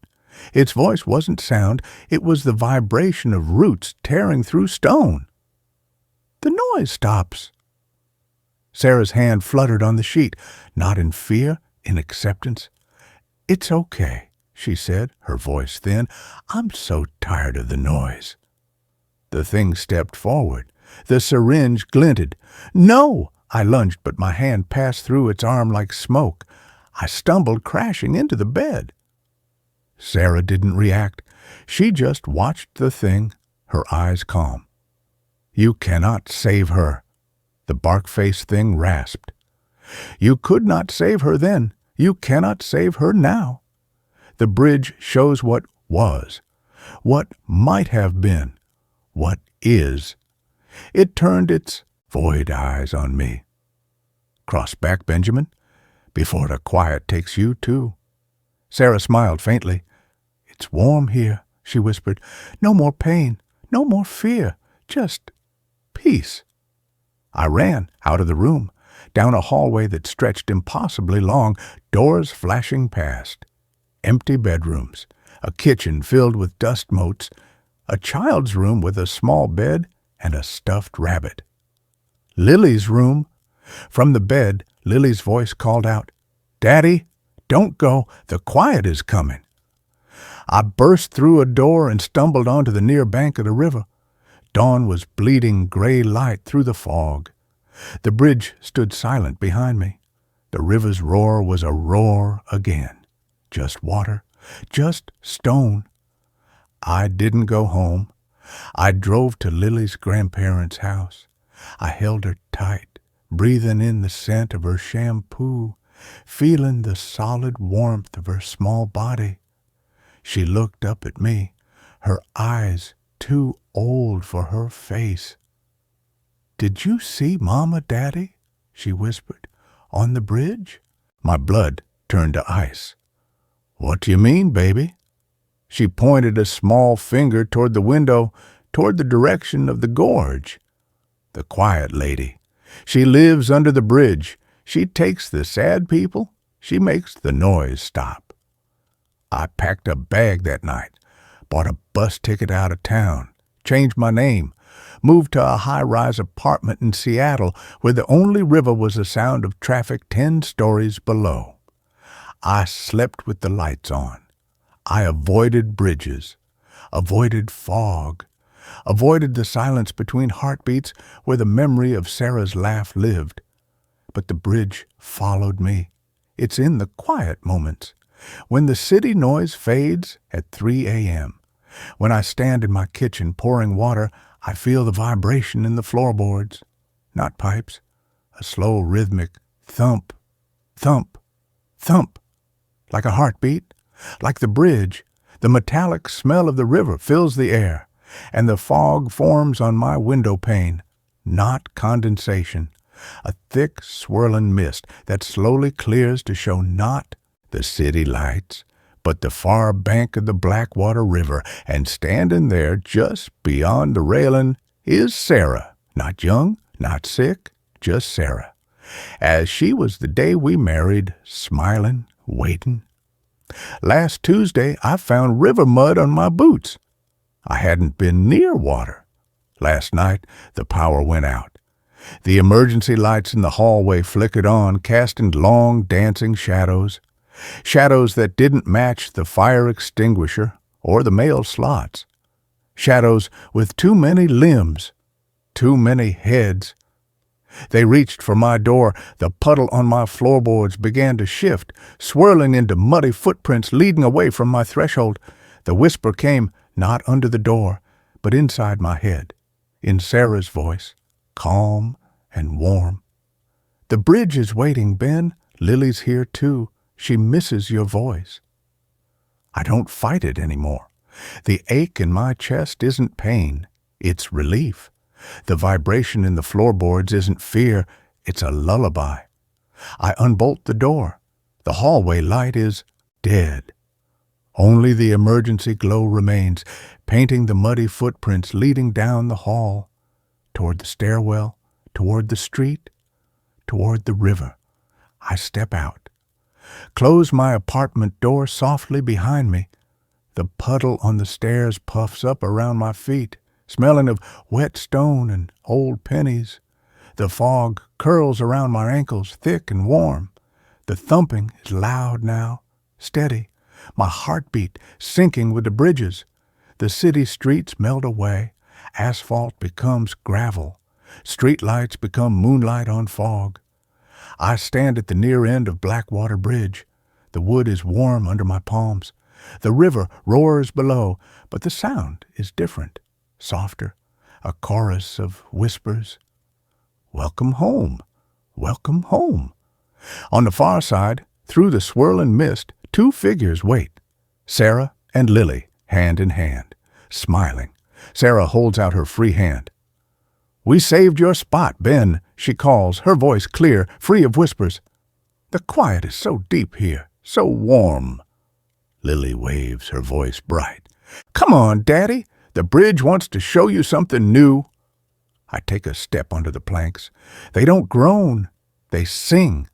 A low, resonant hum that vibrates in my bones, in my blood, in the hollow place behind my ribs. The fog closes around me, thick as wool, smelling of lilacs and river mud and the sweet, cloying scent of peace. The wood under my feet softens, not spongy, alive. I feel roots spreading through my soles, up my legs, into my chest. The hollow place fills, not with pain, but with deep, wordless warmth. The roar of the city fades. The roar of the river fades. Only the thumping remains. Our heartbeat, the bridge's heartbeat, one rhythm, one hunger. Sarah and Lily step forward, meeting me in the center of the span. Sarah's hand finds mine. Her skin is warm, real. Lily's small hand slips into my other one. Her fingers are cold, damp, like river stones. "It's time to cross back," Sarah whispers, "for good." I look down. The river below isn't water anymore. It's a slow, thick flow of shadows. Countless faces swirl in the current. Old Man Henderson, Mrs. Gable, a teenager with a ripped jacket, a woman in a 1950s nurse's uniform. All with eyes closed, all with serene smiles, all reaching up with root-like hands. Lily tugs my hand. "Don't be scared, Daddy. The quiet doesn't hurt. It just stays." Sarah leans close, her breath warm on my ear. "Let go, Ben. Let the noise stop." I do. The roots spread deeper, faster. My skin grays, hardens. The city sounds vanish. The last human thought, I should have held her longer at the funeral, dissolves like mist. The bridge thrums beneath me, not wood anymore, living stone, living root, living hunger. Sarah and Lily smile. Their faces blur, become smooth bark, become stone, become part of the bridge. I step off the planks, not onto the far bank, into the river of shadows. The cold isn't biting, it's welcoming. The faces in the current reach for me, not to pull me under, to hold me, to still me. The last thing I feel is the vibration deep in the earth, The bridge's heartbeat, steady, patient, eternal. The last thing I hear is Sarah's whisper, not in the water, but in the marrow of my bones. Welcome home. They find my boots on the near bank the next morning, filled with river mud, warm. The sheriff shakes his head. Another one, he mutters to his deputy. That damn bridge, the deputy spits, should have dynamited it years ago. The sheriff just stares at the fog clinging to the river. It wouldn't matter. The bridge isn't here, son. It's wherever the lonely need it to be. He turns away. Let the quiet have them. At dawn, a trucker stops at the near end of the bridge. He's lost, tired. His wife left him last week. The fog is thick. The river roars. He steps onto the planks. The wood is warm under his boots. On the far side, through the mist, a woman stands waiting, his wife, as she was on their wedding day, smiling, holding a picnic basket. Behind her, the grass is green, the sun is warm, the silence is deep. The bridge thrums beneath his feet. Thump, thump, thump. He takes another step. The fog closes around him. Somewhere, deep in the earth, the roots spread. The bridge is always hungry. It doesn't lead somewhere. It leads inward, to the quiet places inside us, to the hollows carved by loss. It offers an end to the noise, an end to the ache. All you have to do is cross. All you have to do is let go. It's waiting right now. Can you feel the vibration in your floorboards?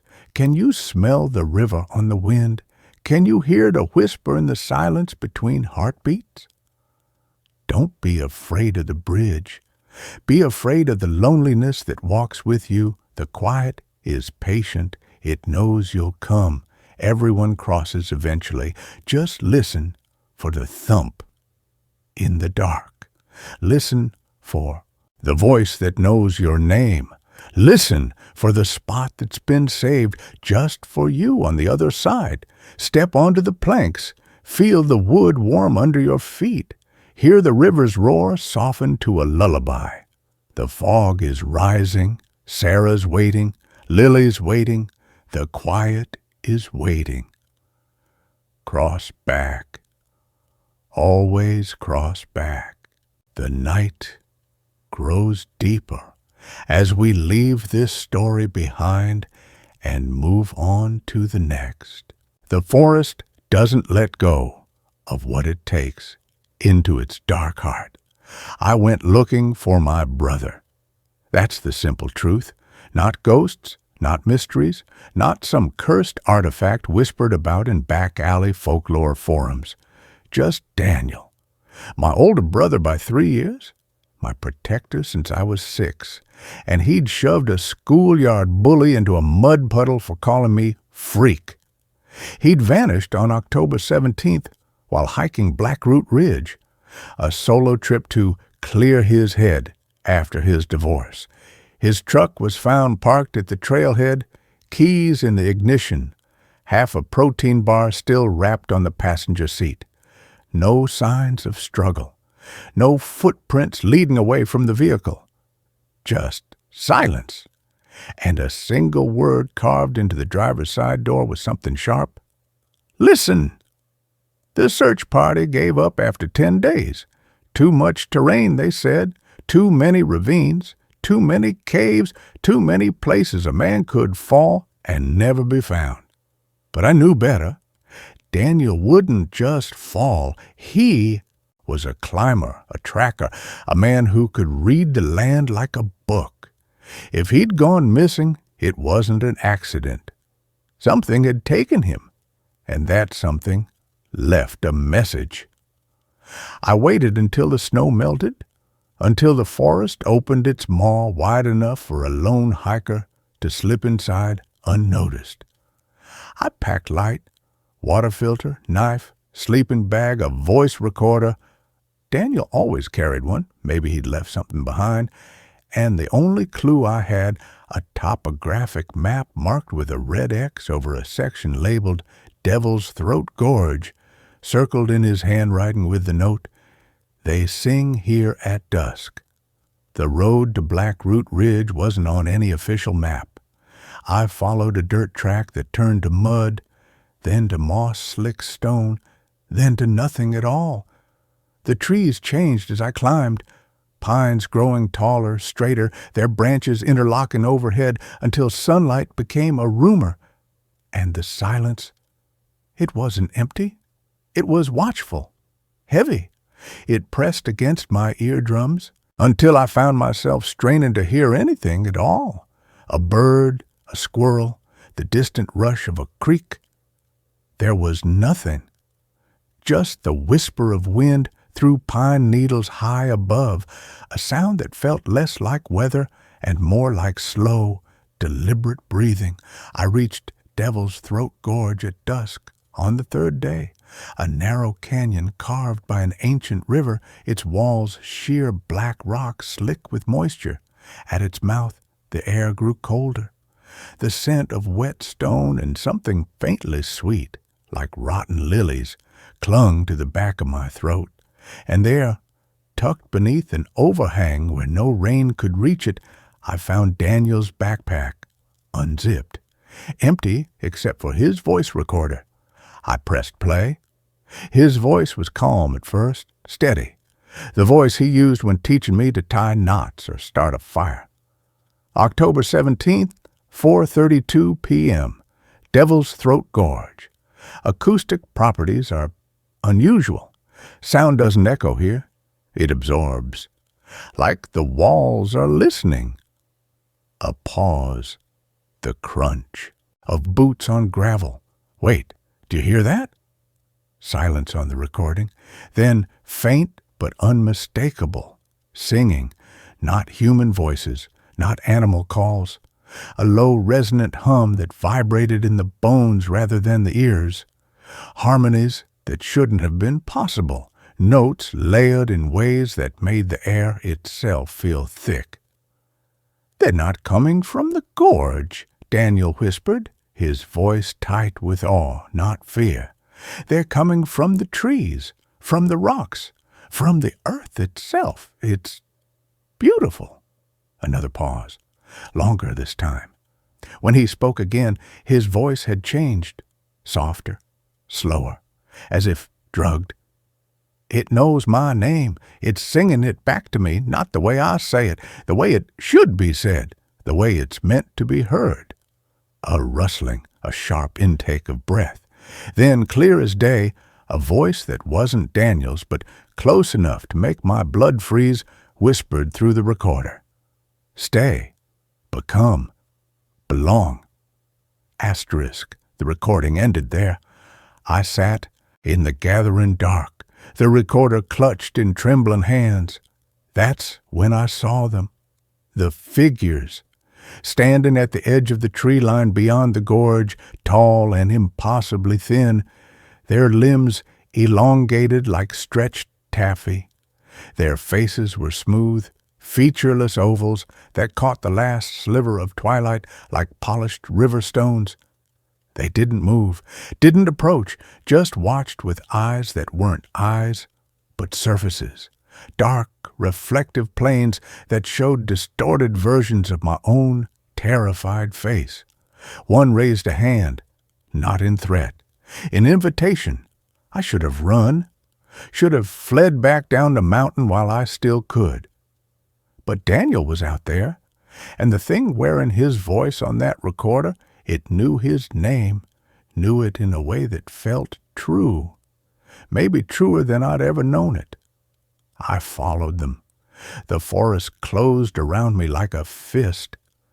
Trees leaned inward until their branches locked overhead, sealing out the stars. The ground softened beneath my boots, not with mud, but with something alive, moss that pulsed faintly with each step, roots that shifted to guide my feet along paths that hadn't existed moments before.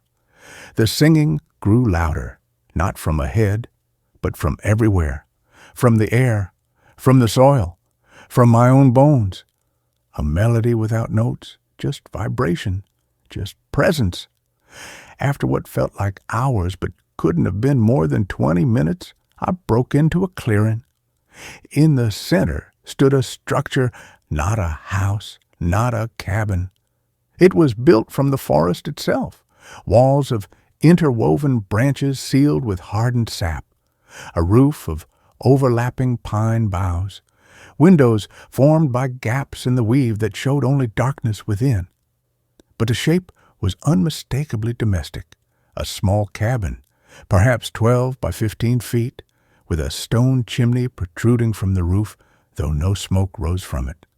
And on the crude wooden door, carved with impossible precision, was a symbol, a spiral of interlocking circles that hurt to look at directly, as if the lines shifted when not observed. The singing was loudest here, not coming from the cabin, but from the air around it, a shimmering curtain of sound that made the space between trees waver like heat haze, and the whispering had resolved into clear, distinct words spoken by multiple voices overlapping in harmony. He's waiting. He's part of the song now. You will stay. You will listen. You will become part of the quiet. Asterisk, I stepped forward. The door opened inward without a sound. Inside was not darkness, not emptiness. The cabin was filled with light, not from any visible source, but a soft, sourceless radiance that revealed every detail with impossible clarity. And standing in the center of the single room was Daniel, or something wearing his shape. He looked exactly as I remembered. Same unruly brown hair, same crooked smile, but his skin had the faint translucence of old porcelain. His eyes were open, unblinking, fixed on a point just beyond me. And in his arms, he cradled a music box made of dark wood and mother of pearl, its lid open, its tiny cylinder turning though no hand touched it. The melody pouring from the box was the same one from the recorder, but here, in this space, it was complete, whole, and beneath it I heard what I hadn't heard on the tape. Words, not spoken, but woven into the notes themselves. A lullaby in a language that had no name, but felt ancient in my bones. Sleep now, little root. Drink the dark earth deep, your branches will remember the promises you keep. Daniel's lips didn't move. The words came from the music itself. And as the melody swelled, I understood with terrifying clarity that he wasn't playing the box. He was part of it. His body swayed in time with the cylinder's rotation. His breath rose and fell with the melody's phrasing. He had become an instrument, a component in a larger composition that the forest itself was performing. "Danny?" I whispered. His eyes shifted, not toward me, toward the space just behind my shoulder. And in that gaze I saw recognition, not of my face, but of something deeper, a resonance, a frequency we shared. "You hear it too," the music whispered through his still lips. "You've always heard it," the song beneath silence, the rhythm in the spaces between heartbeats. You came because you were called, not by the recorder, by the absence it tried to fill. I took a step forward. The figure that had led me here stood just outside the doorway, its blank face tilted slightly as if observing, not blocking, not threatening, just watching. Daniel extended his free hand toward me. His fingers were long, elegant, tipped with nails the color of weathered bark.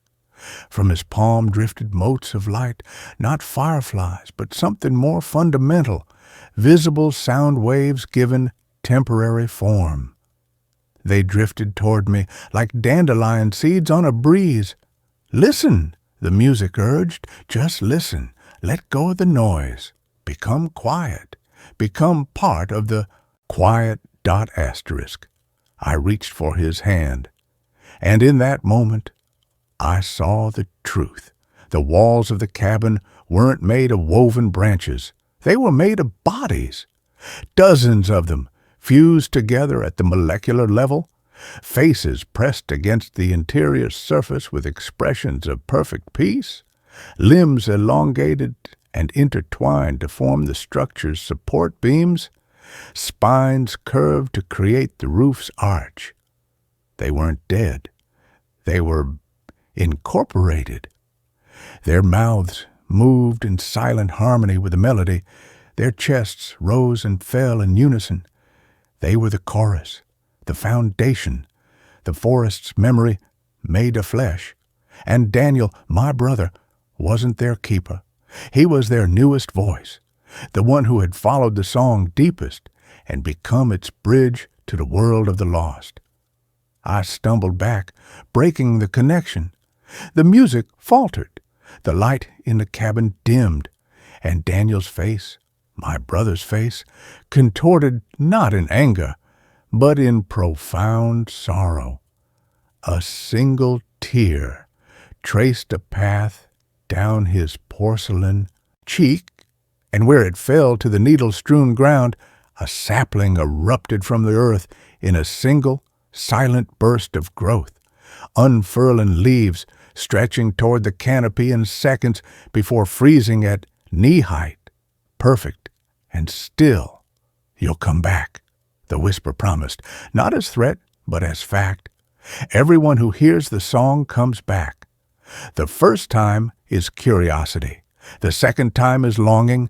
The third time you stay. Asterisk, I ran. Didn't stop until I reached my truck, engine roaring to life on the first try, as if the forest itself wanted me gone. Drove until the trees thinned, until cell service flickered back to life, until the world of roads and towns and people who didn't sing in bone-deep harmonies felt real again. I told the authorities what I'd seen. They listened politely, took notes, asked if I'd been drinking. When I mentioned the figures, the cabin, the incorporated bodies, their eyes glazed over. One ranger patted my shoulder and said, "Grief does strange things to the mind, son.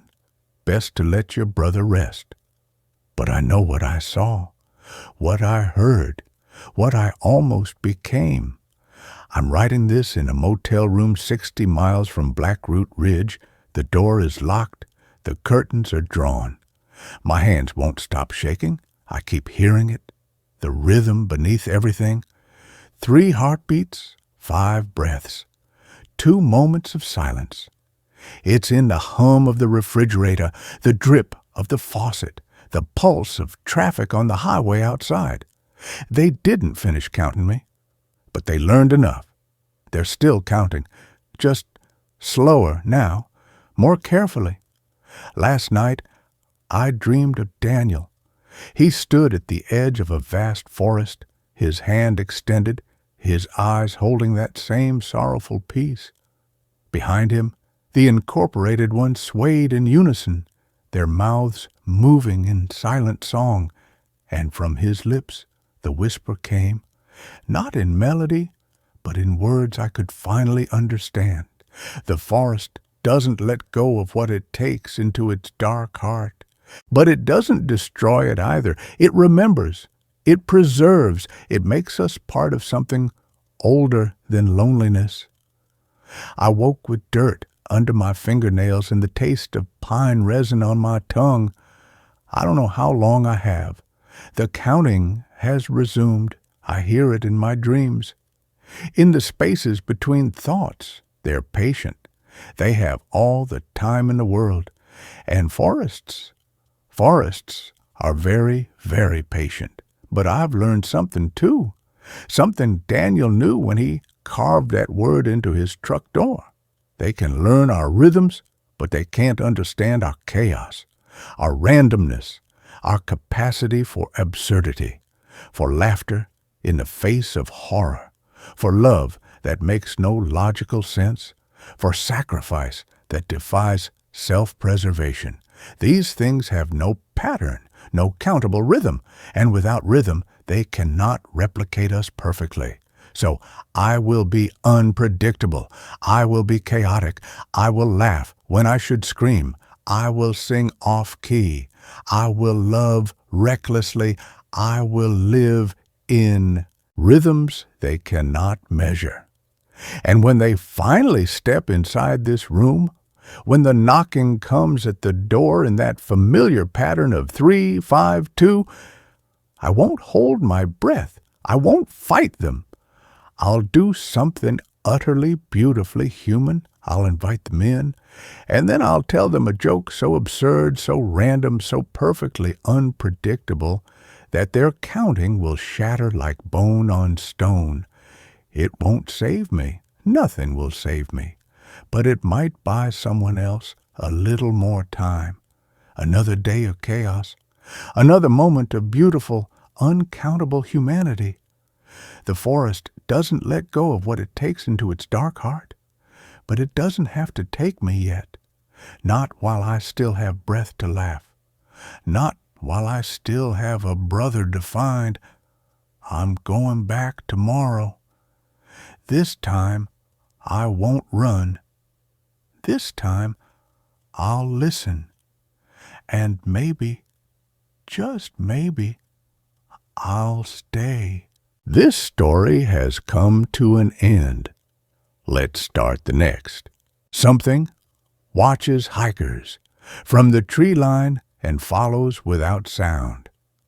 The silence hit first, not the peaceful quiet of the mountain trail I'd craved after 3 months of fluorescent-lit cubicles and the hollow echo of my empty apartment, but a thick, smothering silence that pressed against my eardrums like cotton soaked in oil.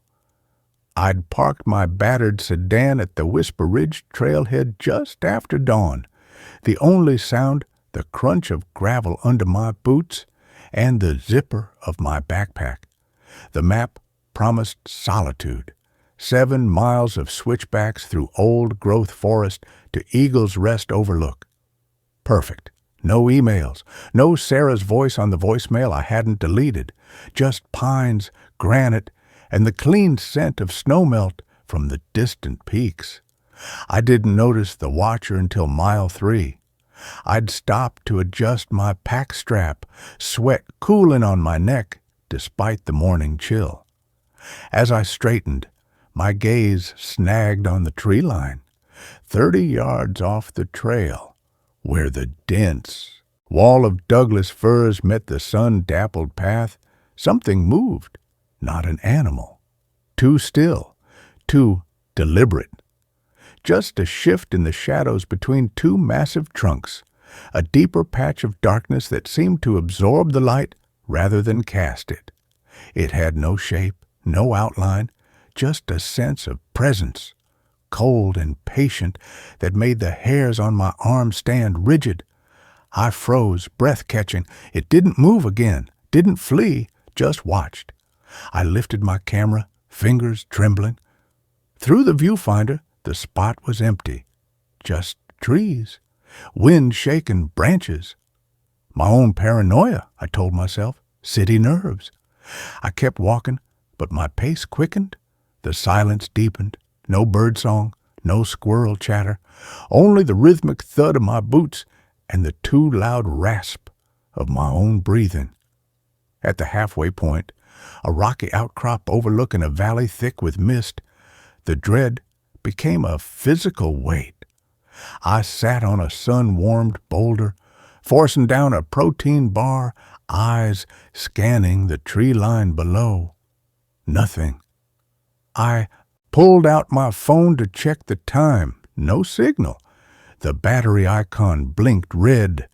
I powered it off, tucking it away, and that's when I felt it, a prickle on the back of my neck, like cold fingers tracing my spine. I whipped around. The tree line was empty, but the silence wasn't. It thrummed. A low vibration in the air, in the rock beneath my palms, in my molars. And beneath it, a scent, not pine, not earth, ozone, sharp and electric like the air before a storm. I stood up slowly, backpack straps digging into my shoulders. My mouth went dry. I didn't see it follow me. I felt it. Every time I glanced back down the trail, the path behind me was empty, but the silence clung closer. The ozone smell sharpened. My shadow, cast long by the midday sun, sometimes flickered at the edges, not from clouds, but as if something passed through it. Once, I paused to refill my water bottle at a stream. As I crouched, my reflection in the clear water rippled, not from the current, from a second shadow fallen across the surface. Tall, thin, limbs too long for the human frame. I jerked upright, splashing water everywhere, nothing there, only the trees standing like silent sentinels. By mile 5, panic was a cold fist in my chest. I stopped checking my pack, stopped eating. I just walked, head down, eyes fixed on the dusty trail ahead, listening for any sound that wasn't my own. Branches snapping, footsteps, breathing, but there was nothing. Only the oppressive silence, now thick with that dry, papery rustle, like dead leaves skittering on stone. When I wasn't looking directly at the trees, it never came from one direction. It came from everywhere, from the rocks, from the air, from inside my own skull. Then the footprints. I'd scrambled down a steep, rocky section, my boots slipping on loose scree. At the bottom, I leaned against a boulder, gasping. My boot had left a clear print in the soft dirt of the trail, and beside it, perfectly, aligned as if walking step for step with me, was another print. Not a boot. A long, narrow impression, three-toed, ending in a sharp points that sank deep into the earth. No tread pattern, no human weight distribution, just a deep, purposeful gouge in the dirt. I stared at it, ice flooding my veins. I looked back up the slope. No one had followed me down. The scree was undisturbed except for my own clumsy slide.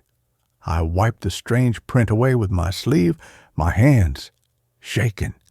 Animal, I lied to myself. Bear, cougar. But bears don't leave three-toed prints. Cougars don't walk silently beside hikers for miles. The overlook was a cruel joke. Eagle's Rest wasn't a vista. It was a dead end, a narrow ledge of crumbling rock jutting over a sheer cliff face, the valley obscured by a bank of cold, clinging fog. The trail ended here. I'd have to turn back. The thought made me nauseous. Turning back meant walking toward whatever had followed me. I stood at the edge, wind whipping my jacket, trying to calm my breathing. The fog swirled below, thick and gray, and in that fog, for just a second, shapes formed, tall figures, dozens of them, standing shoulder to shoulder on the invisible cliff face below, facing up at me. Their outlines blurred, shifting like smoke. No faces, just darkness where faces should be. Then the fog closed over them. Gone. I spun around, heart hammering against my ribs. The trail back was empty. The tree line was a solid wall of green. But the ozone smell was overwhelming now, sharp enough to sting my eyes.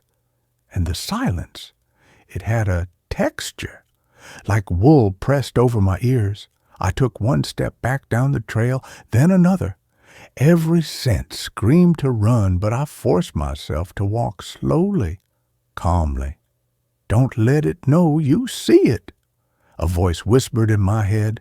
Sarah's voice from years ago when we'd camped in bear country. Move quietly. Don't startle it. But this wasn't a bear. This was something that didn't make sound, something that didn't need to be startled. Half a mile down, I found the offering. In the center of the trail, placed neatly on a flat stone slick with dew, lay my phone. the one I'd powered off and zipped into my pack pocket an hour ago. The screen was cracked, dark, but warm, as if it had just been in a pocket. Beside it sat my favorite trail snack, a bag of spicy cashews I'd eaten all of at mile 2. The bag was full, unopened, sealed. I didn't touch them. I just stared, bile rising in my throat. It knew my name, knew my habits, knew the exact moment my loneliness had made me vulnerable enough to hike alone into its territory. I ran, not with my legs, with my mind. I replayed every campfire ghost story, every horror movie cliché. Don't look back. Don't acknowledge it. Break the connection. I focused on the rhythm of my steps. Left, right, left, right. I sang a stupid pop song under my breath, lyrics mangled off-key just to fill the silence. You're a rock star, baby. The singing died in my throat as the trees began to lean inward, not from wind, deliberately. Branches knotted together over the trail ahead, forming a low, living archway of twisted wood and sharp needles. I ducked under it, thorns catching my jacket. When I straightened, the trail behind me was gone, not blocked. Gone! Where the path should have been was only unbroken forest, dense undergrowth, fallen logs, a sheer wall of mossy rock. I was on an island of trail, floating in a sea of trees, trapped. The silence shattered, not with sound, with presence. It stood 10 feet ahead on the trail, where the path curved around a boulder. I hadn't seen it step out of the trees. It was just there, tall, 7 feet at least. Its body was a shifting mass of shadow and bark, like smoke given form, woven through with splinters of wood and dried vines. No face, just a smooth, featureless oval where a head should be. And in that smooth darkness, 2 points of absolute void, not eyes, but absences that pulled at my gaze like black holes. It didn't move, didn't breathe, it just was. And the cold radiating from it made my teeth chatter. I couldn't look away. My feet were rooted to the dirt. The thing tilted its head, slowly. A dry, crackling sound filled the air, not from it, but from the trees themselves, as if the forest was holding its breath. Then the voice came, not in my ears, in my bones, a vibration that resonated in my marrow, dry as stones grinding in a deep well. Alone. It wasn't a question, a statement, a fact. It had tasted in my sweat, in the tremor of my hands, in the hollow space where Sarah's laughter used to live. Always alone. The void points fixed on me. The cold intensified, seeping through my jacket, my skin, my bones. It wasn't just cold, it was the absence of warmth, the absence of sound, the absence of everything that made me human. It took a step forward. Its foot didn't crunch the gravel. It melted into the earth, leaving no print. I screamed. A raw animal sound ripped from a place deeper than fear. I turned and crashed blindly into the undergrowth to my right, away from the trail, away from the thing. Branches whipped my face. Thorns tore my arms. I didn't feel them. I ran until my lungs burned and my legs gave out against the trunk of a massive cedar. I collapsed, gasping, sobbing into the damp earth. Silence. Not the thick watching silence, just quiet. Birdsong. Real, ordinary chickadees chirped in the branches above. A squirrel chattered. The wind rustled the high leaves. I was back on a marked trail, a blue diamond blaze nailed to a tree 10 feet away. The ranger station was visible through the trees, a weathered cabin with a jeep parked out front. I crawled toward it, my hands and knees raw.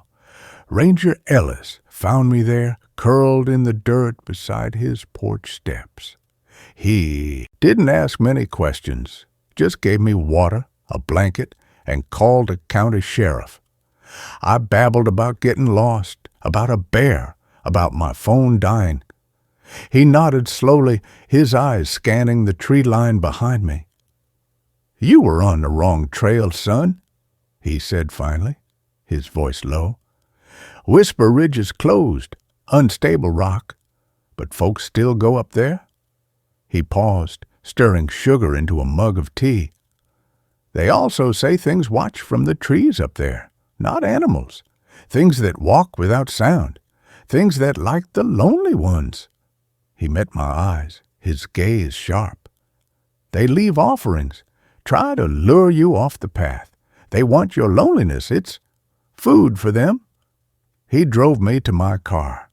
As he pulled away, he rolled down his window.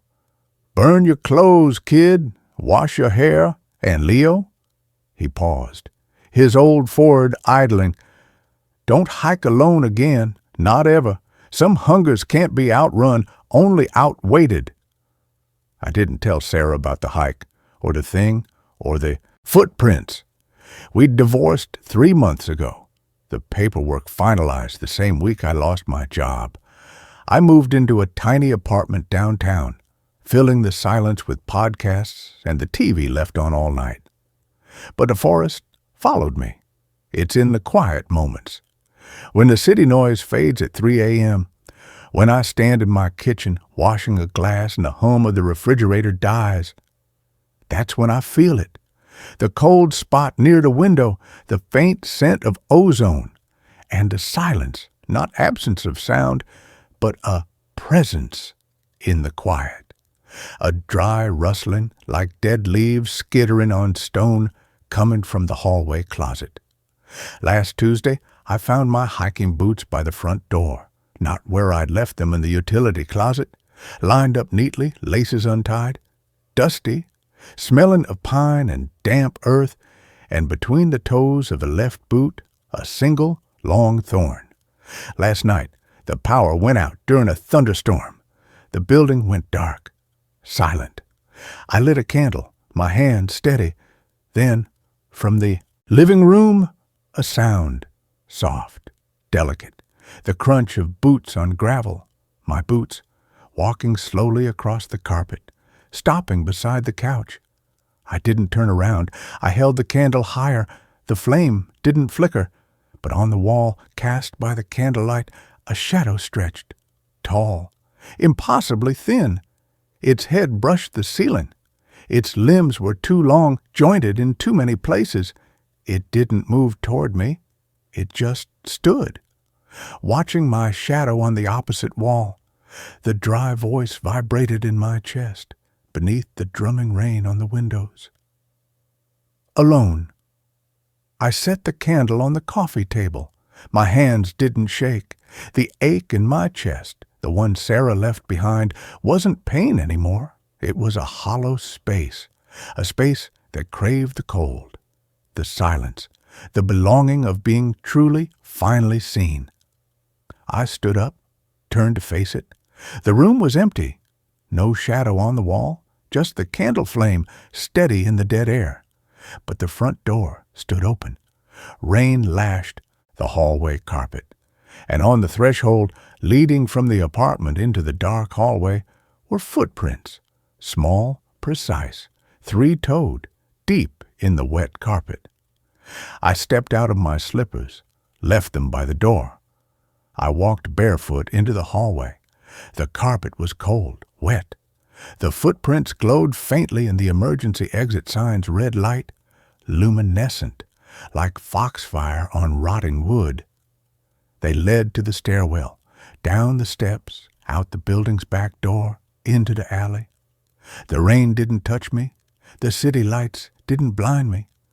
I followed the glowing footprints through the sleeping streets, past shuttered bars and silent apartments, until the pavement gave way to cracked asphalt, then gravel, then dirt. The foothills rose ahead, dark and jagged, against the stormy sky. The footprints led to a trailhead I didn't recognize, a sign half buried in weeds, read, "Whisper Ridge Access, permanently closed." I didn't hesitate. I stepped onto the trail. The forest swallowed me whole. The rain stopped. The city vanished. Only the trees remained, their branches knitting together overhead like a cathedral roof. The glowing footprints pulsed ahead, a soft blue-green light in the gloom. The silence wasn't empty anymore. It was full of waiting, full of warmth in the cold places, full of the dry rustle that wasn't sound, but a feeling of roots spreading deep, of stone settling, of ancient things breathing slowly in the dark. At the rocky outcrop, the dead end, I stopped. The footprints ended at the cliff's edge. Below, the valley wasn't shrouded in fog. It was filled with light. Soft, golden light spilling from the windows of a town built into the mountainside. Not a ghost town, a living one. Warm smoke curled from stone chimneys.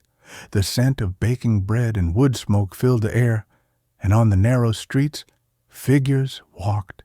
Men, women, children, all moving silently, all with faces of smooth, featureless bark, all smiling with mouths that didn't move. From the tree line behind me, the dry voice came, not in my bones, but in my blood. "Welcome home, Leo." I turned. It stood there, not the tall shadow thing, Maya, my ex-wife. Her face was pale, her eyes wide with tears, but her skin had the subtle texture of weathered wood. Her hair was woven with twigs and dried mountain flowers. She held out her hand, not the hand that had signed the divorce papers, a hand of gnarled roots and smooth bark, warm to the touch when I took it. "They're waiting for you," she whispered. Her voice was layered with the rustle of leaves, the creak of old timber. "Sarah's here, too. She's been lonely, like you." Below us, on a porch strung with lanterns, Sarah sat in a rocking chair. She looked younger, peaceful. She smiled up at me, her eyes 2 points of warm amber light in the gloom of her bark face. She patted the space beside her. An empty chair waited, carved from a single piece of cedar. Maya squeezed my hand. "It doesn't hurt," she said softly. "The loneliness just stops. You become part of the quiet, part of the watching, part of the love." I looked at the town below, at the warm light, at Sarah's waiting chair. The hollow ache in my chest didn't vanish. It filled with warmth, with belonging, with the deep, wordless peace of stone and root and ancient, patient earth. I stepped to the cliff's edge. The drop wasn't a fall, it was a glide. The wind didn't rush past me, it carried me. Down, down, down. Sarah stood as I landed on the porch. She didn't speak, she just opened her arms. I stepped into them. Her bark skin was warm, alive. Her heartbeat was the deep, slow thrum of the mountain itself. She guided me to the empty chair. As I sat, roots rose from the porch boards, twining around my ankles, my waist, gentle as vines. They didn't bind, they embraced. My skin hardened, grayed. The city. Sounds faded. The sirens, the traffic, the voices through thin walls, all replaced by the forest's breath, the deep, patient silence. Maya joined us, taking the chair on Sarah's other side. Her hand found mine. Root met root. Warmth spread through my core. The last human thought, I should call my mother, dissolved like mist. The town doesn't sleep. It watches. From the tree line, from the rocks, from the spaces between heartbeats. We keep the silence. We keep the warmth. We keep the lonely ones safe. Tonight, a hiker stands at the trailhead, young, scared. His phone buzzes with a message he won't answer. His shadow stretches long on the gravel, and in the trees behind him, the The silence deepens. The ozone scent sharpens. I feel his loneliness like a physical pull, a hollow space waiting to be filled. Sarah's hand tightens on mine. Her bark face turns toward the ridge. Amber eyes glow. Another one? The voice hums in my roots. He's so very alone. I stand. The roots release me. I walk to the cliff's edge. Below, the trail is empty, but a glowing footprints bloom in the dirt ahead of the hiker, three-toed, luminescent, leading him deeper into the woods. He doesn't see them yet, but he will. When the city noise fades, when the silence presses in, when the loneliness becomes too loud to bear. I raise my hand, not to beckon, to welcome. His head snaps up. He stares right at me, though I'm hidden in shadow. His eyes widen. He takes a step back, then forward, drawn. I smile. My mouth doesn't move, but the warmth spreads through the roots, through the stone, through the deep, listening earth. It finds him. It fills him. He takes another step, then another, toward the glowing path, toward the warm lights in the valley, toward the chair waiting on the porch. The forest breathes, the silence sings, and the hunger, the beautiful, patient hunger, begins again. I sit back down. Sarah's hand finds mine. Maya's roots coil gently around my ankle. The chair is warm. The lanterns glow. The town watches, waits, welcomes. The hiker is halfway up the ridge now. His loneliness is a bright, fluttering bird in the still air. Soon it will land. Soon it will be still. I close my eyes, not with lids, with bark. The silence isn't empty, it's home, and the watching never ends. It only deepens. It only loves. It only waits for the next lost soul to step off the path into the warm, quiet dark. The footprints are already glowing on the trail. Can't you feel them? Can't you smell the ozone? Can't you hear the silence calling your name? Don't be afraid of the trees. Be afraid of the loneliness that walks with you. The thing in the woods doesn't want to take your life. It wants to end your loneliness forever. It's patient. It knows you'll come. Everyone comes home eventually. Just listen for the rustle in the quiet. Listen for the warmth in the cold. Listen for the voice that knows your name. The path is waiting. The chair is empty. The silence is full of love. Step off the trail. Step into the trees. Step into the arms that never let go. The roots are warm. The silence is singing. Welcome home, always welcome home.